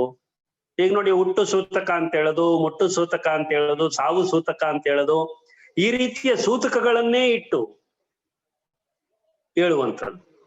ಅದಕ್ಕೆ ಒಬ್ಬ ನಮ್ಮ ಕಡಕೋಳ ಮಡಿವಾಳಪ್ಪ ಅಂತಕ್ಕಂಥ ಒಬ್ಬ ವಚನಕಾರ ಹೇಳ್ತಾನೆ, ಮುಟ್ಟು ನಿಂತ 3 ದಿನಕ್ಕೆ ಮೂಡಿ ಬಂದ ಈ ದೇಹ ಮುಟ್ಟು ಚೆಟ್ಟು ಎಲ್ಲದೆ ಹೇಳಣ್ಣ ಅಂತ ಹೇಳ್ತಾನೆ. ಲಂಡೆ ನಳ್ಳ ಕೊಚ್ಚಿ ನದಿ ಸೇರಿದ ಮೇಲೆ ನಿನ್ನ ನೀರು ಬೇರೆ ಇದಾವೆ ನಣ್ಣ ಅಂತ ಹೇಳ್ತಾನೆ. ಅಂದ್ರೆ ಏನು, ಈಗ ನಾವು ಕನ್ನಡ ಅವರು ಹೇಳ್ತಾರೆ, ಹೇಲು ಎಮ್ಮಣ್ಣು ಎಲ್ಲ ಕೊಚ್ಕೊಂಡು ಹೋಗ್ತದೆ ನೀರು, ಎಲ್ಲಿ ಹೋಗ್ತದೆ? ನದಿಗೆ ಹೋಗ್ತದೆ. ನದಿಗೆ ಹೋಗಿ ಎಲ್ಲ ತಿಳಿಯಾದ್ಮೇಲೆ ನಮ್ಗೆ ನೀರು ಬರುತ್ತೆ.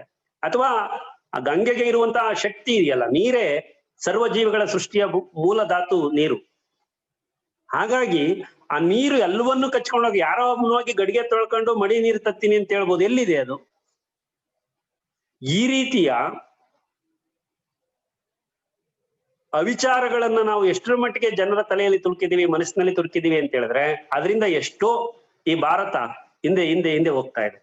ಹಾಗಾಗಿ ಭಾರತದ ಸಮಾಜ ಪ್ರಜ್ಞಾಶೀಲವಾಗಬೇಕಾದ್ರೆ ಅವನು ಹೇಳ್ತಾ ಮುಟ್ಟಿನಿಂದಲೇ ನಾವೆಲ್ಲ ಹುಟ್ಟಿ ಬಂದಿರ್ತಕ್ಕಂಥವ್ರು. ಶಂಕರಾಚಾರ್ಯರ ತಾಯಿ ತೀರ್ಕೊಂಡಾಗ ಅಂತ್ಯಕ್ರಿಯೆಗೆ ಇವರು ಭಾಗವಹಿಸಬಹುದು ಸ್ವಾಮೀಜಿ ಆಗಿರ್ತಕ್ಕಂಥವ್ರು ಅಂತೇಳಿ ಬೇರೆ ಸ್ವಾಮೀಜಿಗಳಿಂದ ಧರ್ಮಗುರುಗಳಿಂದ ಅವರನ್ನ ನಿಲ್ಲಿಸ್ತಕ್ಕಂಥ ವಿಚಾರಗಳು ಬರ್ತವೆ, ವಿರೋಧಗಳು ಬರ್ತವೆ. ಅವ್ರು ಹೇಳ್ತಾರೆ ಜಗತ್ತಿನಲ್ಲಿ ಸರ್ವಶ್ರೇಷ್ಠ ಅನ್ನೋ ತಾಯಿ ಒಂದೇ, ನಾನು ಹೋಗ್ತೀನಿ ಅಂತೇಳಿ ಅವರು ಕಾಲಡಿಗೆ ಹೋಗ್ತಾರೆ. ಕಾಲಡಿಗೆ ಹೋಗಿ ಅಂತ್ಯಕ್ರಿಯೆಯನ್ನು ಮುಗಿಸಿ ಮತ್ತೆ ಸ್ವಾಮೀಜಿಯಾಗಿ ಮುಂದುವರಿತಾರೆ.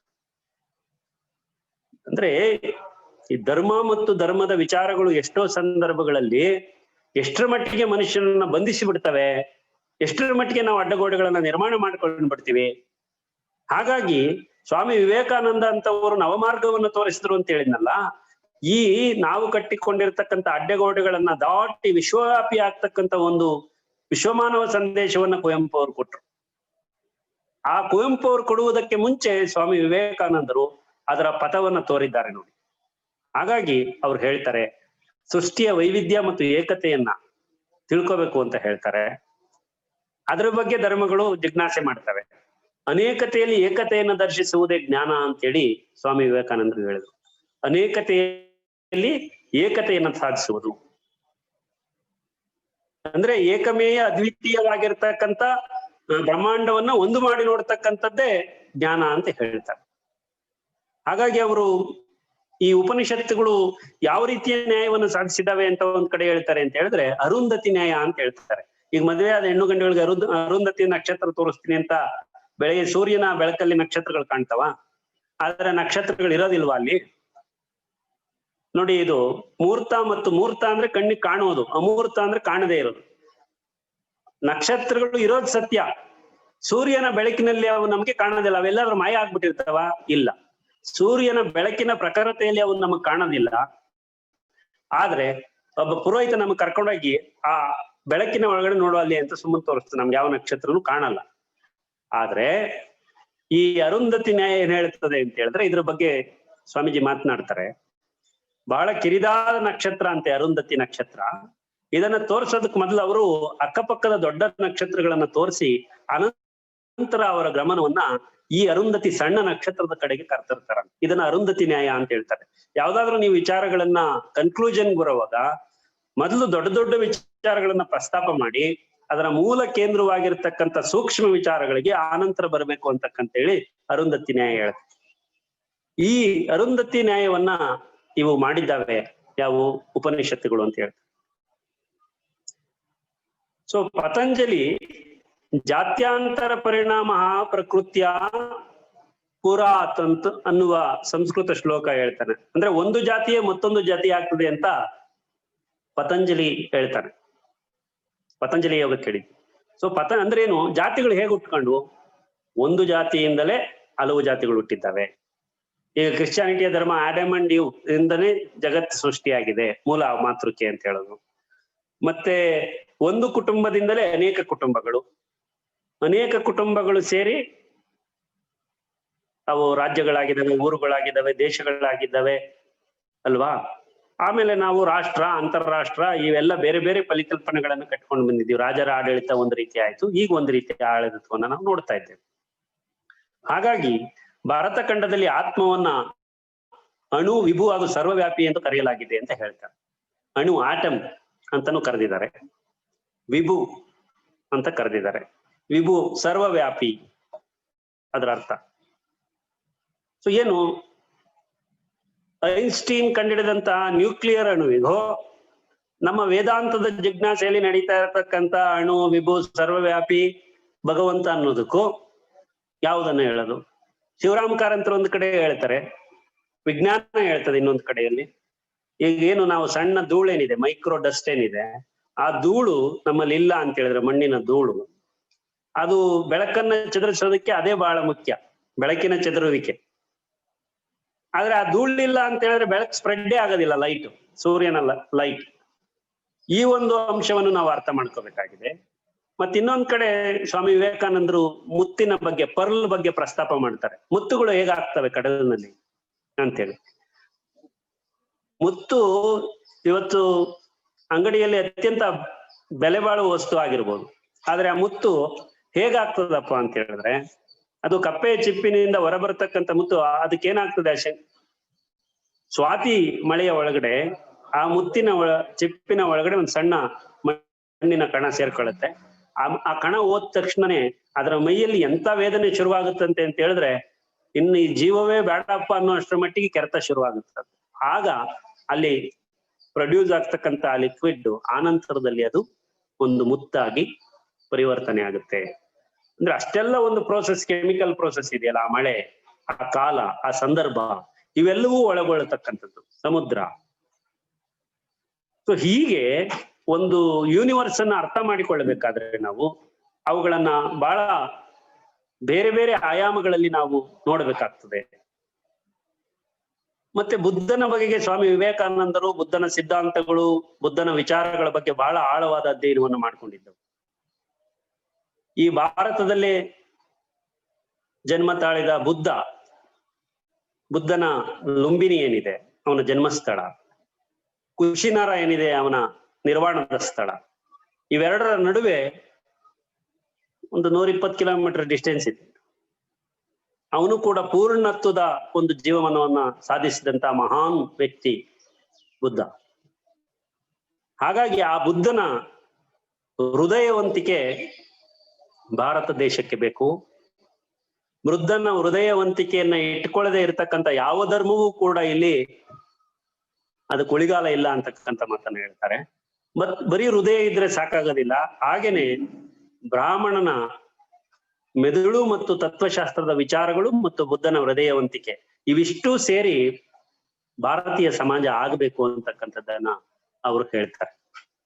ಹಾಗಾಗಿ ಭಾರತದಲ್ಲಿ ಮೂಡಿ ಬಂದಂತ ಬುದ್ಧ ಜಗತ್ತಿನ ಬೇರೆ ಬೇರೆ ರಾಷ್ಟ್ರಗಳ ಬೆಳಕಾಗಿ ರಾರಾಜಿಸ್ತಾ ಇರತಕ್ಕಂಥದ್ದನ್ನ ಸ್ವಾಮಿ ವಿವೇಕಾನಂದರು ಹೇಳ್ತಾರೆ. ಹಾಗಾಗಿ ಅವ್ರು ಹೇಳ್ತಾರೆ, ಅತ್ಯಂತ ಹೀನ ಮನುಷ್ಯನಿಗೂ ಬುದ್ಧನಾಗಲು ಅವಕಾಶವಿದೆ, ಇದೇ ಆತ್ಮದ ಸಿದ್ಧಾಂತ ಅಂತೇಳಿ ಸ್ವಾಮಿ ವಿವೇಕಾನಂದರು ಹೇಳ್ತಾರೆ. ವ್ಯಕ್ತಿ ಮತ್ತು ಭಗವಂತ ಈ ಎರಡು ಭಾವಗಳೇನಿದ್ದಾವೆ, ವ್ಯಕ್ತಿ ಮತ್ತು ಭಗವಂತ, ದೇವರು ಮತ್ತು ಮನುಷ್ಯ, ಈ ಭಾವ ಇರೋವರೆಗೂ ಈ ಜಗತ್ತಿನಲ್ಲಿ ಪುರೋಹಿತರು ಇದ್ದೇ ಇರ್ತಾರೆ ಅಂತೇಳಿ ಅವರ ವೇದಾಂತ ಭಾಷಣದಲ್ಲಿ ಸ್ವಾಮಿ ವಿವೇಕಾನಂದರು ಹೇಳ್ತಾರೆ. ಪುರೋಹಿತರು ಯಾವ ಧರ್ಮಗಳಲ್ಲಿಲ್ಲ. ಹಾಗಿದ್ರೆ ಬುದ್ಧ ಆಗಿರ್ಬೋದು, ಮಹಾವೀರ ಆಗಿರ್ಬೋದು, ಇವರೆಲ್ಲರೂ ಮೀಡಿಯೇಟರ್ಸ್ ಇಲ್ಲದೆ ಇರತಕ್ಕಂತ ಭಗವಂತ ಮತ್ತು ಮನುಷ್ಯನ ನಡುವಿನ ಸಾಮೀಪ್ಯತೆಯನ್ನ ಸಾಧಿಸಿಕೊಳ್ಳಲಿಕ್ಕೆ ಬೇಕಾಗಿರ್ತಕ್ಕಂಥ ದಾರಿಗಳನ್ನ ಸಾಕಷ್ಟು ಹೇಳಿದ್ದಾರೆ. ಹಾಗಾಗಿ ನಾವು ಈ ಅಂಶಗಳನ್ನ ನೋಡ್ಬೇಕು. ಆಮೇಲೆ ಒಂದು ಲಾಹೋರ್ನಲ್ಲಿ ಮಾಡಿದ ಭಾಷಣ ಏನಿತ್ತು, ಅದರಲ್ಲಿ ಒಂದು ಮಾತನ್ನ ಹೇಳ್ತಾರೆ. ಈ ಲಾಹೋರ್ ನಗರದ ತರುಣರಿರ ಇದನ್ನ ತಿಳಿಯಿರಿ, my dear sisters, my dear brothers ಅನ್ನೋ ವರ್ಡ್ ಏನಿದೆ, ಅಮೆರಿಕಾದಲ್ಲಿ ಭಾಷಣ ಮಾಡಿದ್ದಾಗಿರ್ಬೋದು, ಇಲ್ಲ ಆಗಿರ್ಬೋದು. ನೋಡಿ ಅವ್ರು ಹೇಳ್ತಾರೆ, ಈ ವಂಶ ಪಾರಂಪರ್ಯವಾಗಿ ಬಂದ ರಾಷ್ಟ್ರೀಯ ಮಹಾಪಾಪ ನಿಮ್ಮ ತಲೆಯ ಮೇಲಿದೆ ಎಂಬುದನ್ನು ತಿಳಿಯಿರಿ. ನೀವು ಸಾವಿರಾರು ಸುಧಾರಕ ಸಂಘಗಳನ್ನ ನಿರ್ಮಿಸಬಹುದು, ಲಕ್ಷಾಂತರ ಕಾಂಗ್ರೆಸ್ಗಳನ್ನು ಸೇರಬಹುದು. ಕಾಂಗ್ರೆಸ್ ಅನ್ನೋದು ಒಂದು ಕಮ್ಯುನಿಟಿ ರೂಪಿಸುವಂತ ಒಂದು ಹೋರಾಟ, ಒಂದು ಗೋಲನ್ನ ಇಟ್ಕೊಂಡು ಹೋರಾಟ ಮಾಡ್ತಾರೆ. ಅಮೆರಿಕಾದಲ್ಲೂ ಕಾಂಗ್ರೆಸ್ ಇದೆ, ಇಂಗ್ಲೆಂಡ್ ಅಲ್ಲೂ ಇದೆ, ಭಾರತದಲ್ಲೂ. ಕಾಂಗ್ರೆಸ್ ಅಂದ್ರೆ ಅದು ಕೇವಲ ಒಂದು ಪಕ್ಷವಾಗಿ ಇವತ್ತು ಹೊರಹೊಮ್ಬಿಟ್ಟಿದೆ, ಅದು ರಾಜಕೀಯ ಪಕ್ಷವಾಗಿಬಿಟ್ಟಿದೆ ನೋಡಿ. ಆಮೇಲೆ ಎಲ್ಲಿಯವರೆಗೆ ನಿಜವಾದ ಸಹಾನುಭೂತಿ, ಪ್ರೀತಿ, ಎಲ್ಲರಿಗಾಗಿ ಮರುಗುವ ಹೃದಯ ನಮಗೆ ಬರುವುದಿಲ್ಲವೋ, ಎಲ್ಲಿಯವರೆಗೆ ಬುದ್ಧನ ಹೃದಯವು ಮತ್ತೆ ಭರತಖಂಡದಲ್ಲಿ ಆವಿರ್ಭವಿಸುವುದಿಲ್ಲವೋ, ಆಮೇಲೆ ಎಲ್ಲಿಯವರೆಗೆ ಶ್ರೀಕೃಷ್ಣನು ಬೋಧಿಸಿದ ಸೇವಾ ಧರ್ಮವು ನಮ್ಮಲ್ಲಿ ಜಾಗೃತವಾಗುವುದಿಲ್ಲವೋ, ಅದುವರೆಗೆ ಸಂಸ್ಥೆಗಳೆಲ್ಲ ನಿಷ್ಪ್ರಯೋಜನವಾಗುತ್ತದೆ. ಪ್ರೆಸೆಂಟ್ ರಾಜಕೀಯ ಸನ್ನಿವೇಶವನ್ನ ನೋಡಿ. ಇವತ್ತಿಲ್ಲಿರ್ತಕ್ಕಂಥ ಪಕ್ಷಗಳು, ರಾಜಕಾರಣ, ಅವರು ನಡೆಸ್ತಾ ಇರತಕ್ಕಂಥ ವ್ಯವಸ್ಥೆ, ಇವೆಲ್ಲವನ್ನ ನೀವು ಇವೆಲ್ಲವನ್ನು ನೋಡಿದಾಗ ವಿವೇಕಾನಂದರು ಹೇಳ್ತಾ ಇರತಕ್ಕಂಥ ವಿಚಾರಗಳು, ಇವತ್ತು ನಾವೆಲ್ಲ ಹೃದಯಹೀನರಾಗಿರ್ತಕ್ಕಂಥ ಸಂಸ್ಥೆಗಳ ನಿರ್ಮಾಣ, ಅವಕ್ಕೆ ಹಾರ್ಟ್ ಇಲ್ಲದೆ ಇರುವಂತ ಸಂಸ್ಥೆಗಳಾಗ್ಬಿಟ್ಟಿದ್ದಾವೆ. ಪಾರ್ಟಿಗಳೆಲ್ಲ ಅವ್ರವ್ರ ಮನೆಯ ಸತ್ತಾಗ್ಬಿಟ್ಟಿದೆ. ಡೆಮಾಕ್ರಸಿ ಅಂದ್ರೆ ಅವ್ರಿಗೆ ಬೇಕಾದಂಗೆ ಯೂಸ್ ಮಾಡತಕ್ಕಂತ ಅಡ್ಡದಾರಿಗಳನ್ನ ಹುಡುಕುವ ಒಂದು ರಾಜಕಾರಣವನ್ನ ನಾವು ಇವತ್ತು ನೋಡ್ತಾ ಇದ್ದೇವೆ. ಹಾಗಾಗಿ ಇವತ್ತು ನೀವು ಕರ್ನಾಟಕದ ರಾಜಕಾರಣವನ್ನ ನೋಡಿ, ದೆಹಲಿಯ ರಾಜಕಾರಣವನ್ನ ನೋಡಿ, ಕಲ್ಕತ್ತಾದ ರಾಜಕಾರಣವನ್ನ ನೋಡಿ, ಮಹಾರಾಷ್ಟ್ರದ ರಾಜಕಾರಣವನ್ನ ನೋಡಿ. ಯಾಕೆ ಈ ರೀತಿಯ ಪರಿಸ್ಥಿತಿಗೆ ಹೋಗಿದ್ದಾನೆ ಮನುಷ್ಯ? ಹಾಗಾಗಿ ಸ್ವಾಮಿ ವಿವೇಕಾನಂದರು ಏನ್ ಹೇಳಿದ್ರು, ಪ್ರೀತಿಯ ಬಾವುಟವನ್ನ ಬಿಚ್ಚಿ ಹಿಡಿಯಿರಿ ಅಲ್ಲ, ಪ್ರೀತಿಗಿಂತ ದೊಡ್ಡದು ಯಾವುದೂ ಇಲ್ಲ. ಎದ್ದೇಳಿ, ಎಚ್ಚರಗೊಳ್ಳಿ, ಗುರಿಯು ದೊರಕುವವರೆಗೂ ಮುಂದೆ ನುಗ್ಗಿ, ನಿಲ್ಲದಿರಿ, ಉತ್ತಿಷ್ಠತ ಜಾಗೃತ ಪಾಪ್ಯಾವರನ್ನಿ ಬೋಧತ ಎದ್ದೇಳಿ, ಇನ್ನೊಮ್ಮೆ ಎದ್ದೇಳಿ, ಏಕೆಂದರೆ ತ್ಯಾಗವಿಲ್ಲದೆ ಯಾವುದೂ ಸಾಧ್ಯವಿಲ್ಲ ಅಂತ ಹೇಳಿ ಸ್ವಾಮಿ ವಿವೇಕಾನಂದರು ಹೇಳಿದ್ರು. ಇವತ್ತು ದೆಹಲಿಯಲ್ಲಿ ರೈತರ ಹೋರಾಟ ಮಾಡ್ತಾ ಇರತಕ್ಕಂಥದ್ದನ್ನ ನೀವೆಲ್ಲ ನೋಡ್ತಾ ಇದ್ದೀರಿ. ರೈತರೇ ಈ ದೇಶದ ಬೆನ್ನೆಲುಬು ಅಂತ ಹೇಳ್ತಾ ಇದ್ದಂತ ಸರ್ಕಾರಗಳು ಇವತ್ತು ಯಾವ ರೀತಿಯ ಧೋರಣೆಯನ್ನ ತೋರಿಸ್ತಾ ಇದ್ದಾರೆ, ಏನಾಗ್ತಾ ಇದೆ ಅಂತಕ್ಕಂಥದ್ದನ್ನ ಪ್ರತಿನಿತ್ಯ ಈಗಾಗಲೇ ಒಂದು 75 ದಿನಗಳಿಂದ ನಿರಂತರವಾಗಿ ನಾವು ನೋಡ್ತಾ ಬರ್ತಾ ಇದ್ದೇವೆ. ಹಾಗಾಗಿ ಅನ್ನ ನೀಡ್ತಾ ಇರ್ತಕ್ಕಂಥ ಅನ್ನದಾತನಿಗೆ ಇವತ್ತು ನಾವು ಯಾವ ರೀತಿ ಈ ಸಮಾಜದಲ್ಲಿ ನಡೆಸ್ಕೊಳ್ತಾ ಇದ್ದೀವಿ ಅಂತಕ್ಕಂಥದ್ದನ್ನ ನಾವು ನೋಡ್ತಾ ಇದ್ದೀವಿ. ಅದಕ್ಕೆ ಬೇಂದ್ರೆ ಒಂದು ಅನ್ನ ದೇವರಿಗಿಂತ ಇನ್ನೂ ದೇವರು ಉಂಟೆ ಸರ್ವಜ್ಞ ಅಂತ ಸರ್ವಜ್ಞ ಹೇಳ್ತಾರೆ. ಅನ್ನವೇ ಜಗಕ್ಕೆಲ್ಲ ದೈವ ಅಂತ ಹೇಳ್ತಾನೆ. ಹಾಗಾಗಿ ನಾವಿವತ್ತು ಸಹಿಷ್ಣುತೆ, ಟಾಲರೆನ್ಸ್ ಮತ್ತು ಸಹಬಾಳ್ವೆ, ಎಲ್ಲರೂ ಒಟ್ಟಿಗೆ ಬಾಳುವಂತ ಒಂದು ಮನೋಧರ್ಮ ಇರುವ ಧರ್ಮದಲ್ಲಿ ಹುಟ್ಟಿದ್ದೇನೆ ಅಂತ ಹೇಳ್ತಾರೆ. ಅಮೆರಿಕಾದಲ್ಲಿ ಸ್ವಾಮಿ ವಿವೇಕಾನಂದರು ಹೇಳಿದ್ರು, ನನ್ನ ದೇಶ ನನಗೆ ಯಾಕೆ ಬಹಳ ಹೆಮ್ಮೆ ಅಂತ ಹೇಳಿದ್ರೆ, ನನ್ನ ದೇಶದಲ್ಲಿ ಸಹಿಷ್ಣುತೆ ಇದೆ, ಸಹಬಾಳ್ವೆ ಇದೆ, ಅಂತ ಒಂದು ಧರ್ಮದಲ್ಲಿ ನಾನು ಹುಟ್ಟಿದ್ದೇನೆ ಎಂಬ ಹೆಮ್ಮೆಯ ಮಾತುಗಳನ್ನ ಚಿಕಾಗೋ ಸಮ್ಮೇಳನದಲ್ಲಿ ಸ್ವಾಮಿ ವಿವೇಕಾನಂದರು ಹೇಳಿದ್ರು. ಯಾಕೆ ಮಾತನ್ನ ಹೇಳಿದ್ರು ಅಂತ ಹೇಳಿದ್ರೆ, ಬಹುಶಃ ಜಗತ್ತಿನ ಇನ್ಯಾವ ರಾಷ್ಟ್ರದಲ್ಲೂ ಈ ರೀತಿಯ ಒಂದು ಬಹುಮುಖಿ, ಬಹುಜಾತಿಗಳು, ಬಹುಧರ್ಮಗಳು, ಅಸಂಖ್ಯಾತ ಪದ್ಧತಿಗಳಿರ್ತಕ್ಕಂಥ ವ್ಯಾಸ್ಟ್ ಆಗಿರ್ತಕ್ಕಂಥ ಒಂದು ದೇಶ ಇದು. ಇಂಥ ಒಂದು ದೇಶದ ಒಳಗಡೆ ನಾವು ಡೆಮಾಕ್ರಸಿಯನ್ನ ಎಸ್ಟಾಬ್ಲಿಷ್ ಮಾಡ್ಕೊಂಡು ಬದುಕ್ತಾ ಇದೀವಲ್ಲ, ಸಹೋದರರಾಗಿ ಬಾಳ್ತಾ ಇದ್ದೀವಲ್ವಾ, ಇದು ಅತ್ಯಂತ ಮಹತ್ವದ್ದು ಅನ್ನೋ ಮಾತನ್ನ ಹೇಳ್ತಾರೆ. ಹಂಗಂತೇಳಿ ನನ್ನ ದೇಶದಲ್ಲಿ ನೆಗೆಟಿವ್ಸ್ ಇಲ್ಲ ಅಂತಲ್ಲ, ನೆಗೆಟಿವ್ಸ್ ಇದೆ ಅನ್ನೋದನ್ನು ಸ್ವಾಮಿ ವಿವೇಕಾನಂದರು ಹೇಳಿದ್ರು. ಸ್ವಾಮಿ ವಿವೇಕಾನಂದರು 1893 ಮುಂಚೆನೆ ಅವರು ಹೋಗ್ಬೇಕಾಗಿತ್ತು ಇನ್ನೊಂದು ಸಮ್ಮೇಳನಕ್ಕೆ, ಅದಕ್ಕೆ ಹೋಗಕ್ ಆಗ್ಲಿಲ್ಲ. ವಿಮಾನಕ್ಕೆ ದುಡ್ಡನ್ನ ಎತ್ತಿರ್ತಾರೆ, ಕಲೆಕ್ಟ್ ಮಾಡಿರ್ತಾರೆ ಪಬ್ಲಿಕ್ ಇಂದ. ಸ್ವಾಮಿ ವಿವೇಕಾನಂದರು ಕಲ್ಕತ್ತಾದ ದಲಿತರ ಕೇರಿಗಳಲ್ಲಿ ಆ ಹಣವನ್ನ ತಗೊಂಡೋಗ್ಬಿಟ್ಟು, ಇಷ್ಟು ಬಡತನ, ಇಷ್ಟು ಅಸಹಾಯಕತೆ, ಇಷ್ಟು ನಿಕೃಷ್ಟತೆ ನನ್ನ ದೇಶದಲ್ಲಿ ಇರ್ಬೇಕಾದ್ರೆ ಇಷ್ಟು ದೊಡ್ಡ ಮೊತ್ತದ ಹಣವನ್ನ ನಾನು ವಿಮಾನದ ಚಾರ್ಜ್ ಕೊಟ್ಟು ವಿಮಾನದಲ್ಲಿ ಹೋಗೋದು ಎಷ್ಟು ಸರಿ ಅಂತ ಹೇಳಿ ಆ ಇವರು ಶಿಷ್ಯರಿಗೆಲ್ಲ ಮಾತನಾಡಿ ಆ ಹಣವನ್ನ ತಗೊಂಡೋಗಿ ದಲಿತರ ಬೀದಿಗಳಲ್ಲಿ ಅವರ ಬದುಕುಗಳಿಗೆ ಹಂಚಿಬಿಡ್ತಾರೆ. ನೋಡಿ, ಇಂಥ ಈ ಸಮಾಜದಲ್ಲಿರುವ ಅಸಹಾಯಕರ ಬಗೆಗೆ ಅತ್ಯಂತ ಕಾಳಜಿ ಇದ್ದಂತ ಒಬ್ಬ ವ್ಯಕ್ತಿ ಸ್ವಾಮಿ ವಿವೇಕಾನಂದ ಅವರು. ಹಾಗಾಗಿ ಅವರು ಆ ಪ್ರೀತಿಯ ಬಾವುಟವನ್ನು, ನಾವು ಮಾನವೀಯತೆಯ ಬಾವುಟವನ್ನು ಹಿಡಿಬೇಕು ಅಂತ ಹೇಳಿದ್ರು. ಮತ್ತೆ ಸ್ವಾಮೀಜಿಯವರು ಆ ರೋಮ್ ಸಾಮ್ರಾಜ್ಯಕ್ಕೆ ಭೇಟಿ ಕೊಟ್ಟಂತ ವಿಚಾರಗಳನ್ನ ಕೆಲವು ಬಹಳ ಚೆನ್ನಾಗಿ ಹೇಳ್ಕೊಡ್ತಾರೆ. ಮತ್ತೆ ಅಲ್ಲಿ ಈ ಟ್ರೋಜನ್ ಯುದ್ಧ ಆಗಿದ್ದು, ಮತ್ತೆ ಒಂದು ಕ್ರಿಸ್ಮಸ್ ಸಂದರ್ಭದಲ್ಲಿ ಭೇಟಿ ಮಾಡ್ತಾರೆ. ಆ ಸೆಂಟ್ ಪೀಟರ್ಸ್ ಚರ್ಚ್ ಏನಿದೆ ರೋಮ್ ನಲ್ಲಿ, ಅದು ಅತ್ಯಂತ ಪ್ರಖ್ಯಾತವಾದದ್ದು. ಜಗತ್ತಿನ ಅತ್ಯಂತ ಪ್ರಾಚೀನ ನಾಗರಿಕತೆ ಮತ್ತು ಆಡಳಿತವನ್ನು ನೀವು ನೋಡೋದಾದ್ರೆ ಇತಿಹಾಸ, ಅದು ರೋಮ್ ಚಕ್ರಾಧಿಪತ್ಯದಲ್ಲಿ. ಅಲ್ಲಿಂದ ಅದು ಇಂಗ್ಲೆಂಡ್ನ ಮೇಲೆ ಉಳಿದ ಕಡೆ ಪ್ರಭಾವ ಆಗಿರ್ತಕ್ಕಂಥದ್ದು. ಶೇಕ್ಸ್ಪಿಯರ್ನ ಬಹುಪಾಲು ನಾಯಕರೆಲ್ಲ ರೋಮ್ನಿಂದ ಸೃಷ್ಟಿಯಾದವರು, ಆಮೇಲೆ ಅವು ಉಳಿದವು ಇಂಗ್ಲೆಂಡಿನ ರಾಜಕಾರಣ. ಹಾಗಾಗಿ ನಾವು ಸ್ವಾಮಿ ವಿವೇಕಾನಂದರು ಯುರೋಪ್ ಖಂಡವನ್ನ ಪ್ರವಾಸ ಮಾಡಿದ್ದಾಗಿರ್ಬೋದು, ಅಮೆರಿಕ ಖಂಡವನ್ನ ಪ್ರವಾಸ ಮಾಡಿದ್ದಾಗಿರ್ಬೋದು, ಅವರ ಕೊಲಂಬೋ ಭಾಷಣ ಆಗಿರ್ಬೋದು, ಅಥವಾ ಕೊನೆಯ ಗೋಲ್ಕಂಡ ಹೈದರಾಬಾದ್ ನಲ್ಲಿ ಮಾಡಿದಂತ ಭಾಷಣ ಆಗಿರ್ಬೋದು, ಇವೆಲ್ಲವೂ ಇತಿಹಾಸದಲ್ಲಿ ರಿಮಾರ್ಕಬಲ್ ಆಗಿರ್ತಕ್ಕಂಥ ಭಾಷಣಗಳವು. ಹಾಗಾಗಿ ಅವರು ಅಲ್ಲಿ ಅವರು ಒಂದು ಐಲ್ಯಾಂಡ್ ಅನ್ನ ವಿಸಿಟ್ ಮಾಡ್ತಾ ಇರ್ತಾರೆ. ಆ ಸಂದರ್ಭದಲ್ಲಿ ಅವ್ರು ಹೇಳ್ತಾರೆ, ತೇರಪುತ್ತ ಧರ್ಮ ಅಂತೇಳಿ ಒಂದು ಅಲ್ಲಿ ಬರುತ್ತೆ, ಕ್ರೀಟ್ ದ್ವೀಪದಲ್ಲಿ ಸಂಚರಿಸ್ತಾ ಇರ್ತಾರೆ. ಆ ಸಂದರ್ಭದಲ್ಲಿ ಅವರು ಅದ್ರ ಬಗ್ಗೆ ತಿಳ್ಕೊಳ್ಳೋದಕ್ಕೆ ಬಹಳ ಉತ್ಸುಕರಾಗ್ತಾರೆ. ಆ ತೇರಪುತ್ತ ಅಂತ ಹೇಳಿದ್ರೆ ಏನು? ತೇರಪುತ್ತ ಅಂದ್ರೆ ಸಂಸ್ಕೃತದಲ್ಲಿ ಸ್ಥವಿರ ಪುತ್ರ ಅಂತ, ಹಿರಿಯ ಬೌದ್ಧ ಸನ್ಯಾಸಿ ಅಂತ. ಅಲ್ಲೊಬ್ಬ ಮುದುಕ, ವಯಸ್ಸಾಗಿರೋ ಮುದುಕ ಸ್ವಾಮಿ ವಿವೇಕಾನಂದರಿಗೆ ಹೇಳ್ತಾರೆ, ಕ್ರೀಟ್ ದ್ವೀಪದಲ್ಲಿ ಕ್ರೈಸ್ತ ಧರ್ಮ ಪ್ರಾರಂಭ ಆಯ್ತು, ಇಲ್ಲಿ ಕ್ರೈಸ್ತ ಧರ್ಮ ಪ್ರಾರಂಭ ಆಗಿದ್ದು ಅಂತ ಹೇಳ್ತಾರೆ. ಅದೆಲ್ಲ ನೋಡ್ತಾರೆ. ಮತ್ತೆ ಕ್ರಿಸ್ತನ ಸೆಂಟ್ ಪೀಟರ್ಸ್ ಚರ್ಚ್ ನಲ್ಲಿ 25ನೇ ಕ್ರಿಸ್ಮಸ್ ನ ದಿನ ನಡೆದಂತಹ ದಿನವನ್ನ ನೋಡಿ, ಕ್ರೈಸ್ತ ಅಷ್ಟು ನೋವು, ಅಷ್ಟು ಬಡತನ, ಅಷ್ಟು ಅಸಹಾಯಕತೆ ವಿರುದ್ಧ ಹೋರಾಡಿ ಇದನ್ನೆಲ್ಲ ಮಾಡ್ಬೇಕು ಅಂತ ಹೇಳಿದ ಕ್ರಿಸ್ತನ ಮೇಲೆ ಮಂದಿರ ಕಟ್ಟಿ ಇಷ್ಟೊಂದು ಭವ್ಯ ಖರ್ಚುಗಳನ್ನ ಮಾಡ್ತಾ ಇದ್ದೀರಲ್ಲ ಅಂತ ಹೇಳಿ ಝೇವಿಯರ್ ದಂಪತಿಗಳ ಜೊತೆ ಚರ್ಚೆ ಮಾಡ್ತಾರೆ. ಇದು ತಪ್ಪಲ್ವೇ ಅಂತ ಹೇಳ್ತಾರೆ. ಮತ್ತೆ ಆ ರೋಮ್ ಸಾಮ್ರಾಜ್ಯದಲ್ಲಿ ಟ್ರೋಜನ್ ಪಿಲ್ಲರ್, ಒಂದು ಅಮೃತ ಶಿಲೆ, 175 ಅಡಿ ಎತ್ತರದ ಅಮೃತ ಶಿಲೆಯನ್ನ ನೆಲೆಸಿರೋದು ಟ್ರೋಜನ್ ವಾರ್ನ ಸಂಕೇತವಾಗಿ.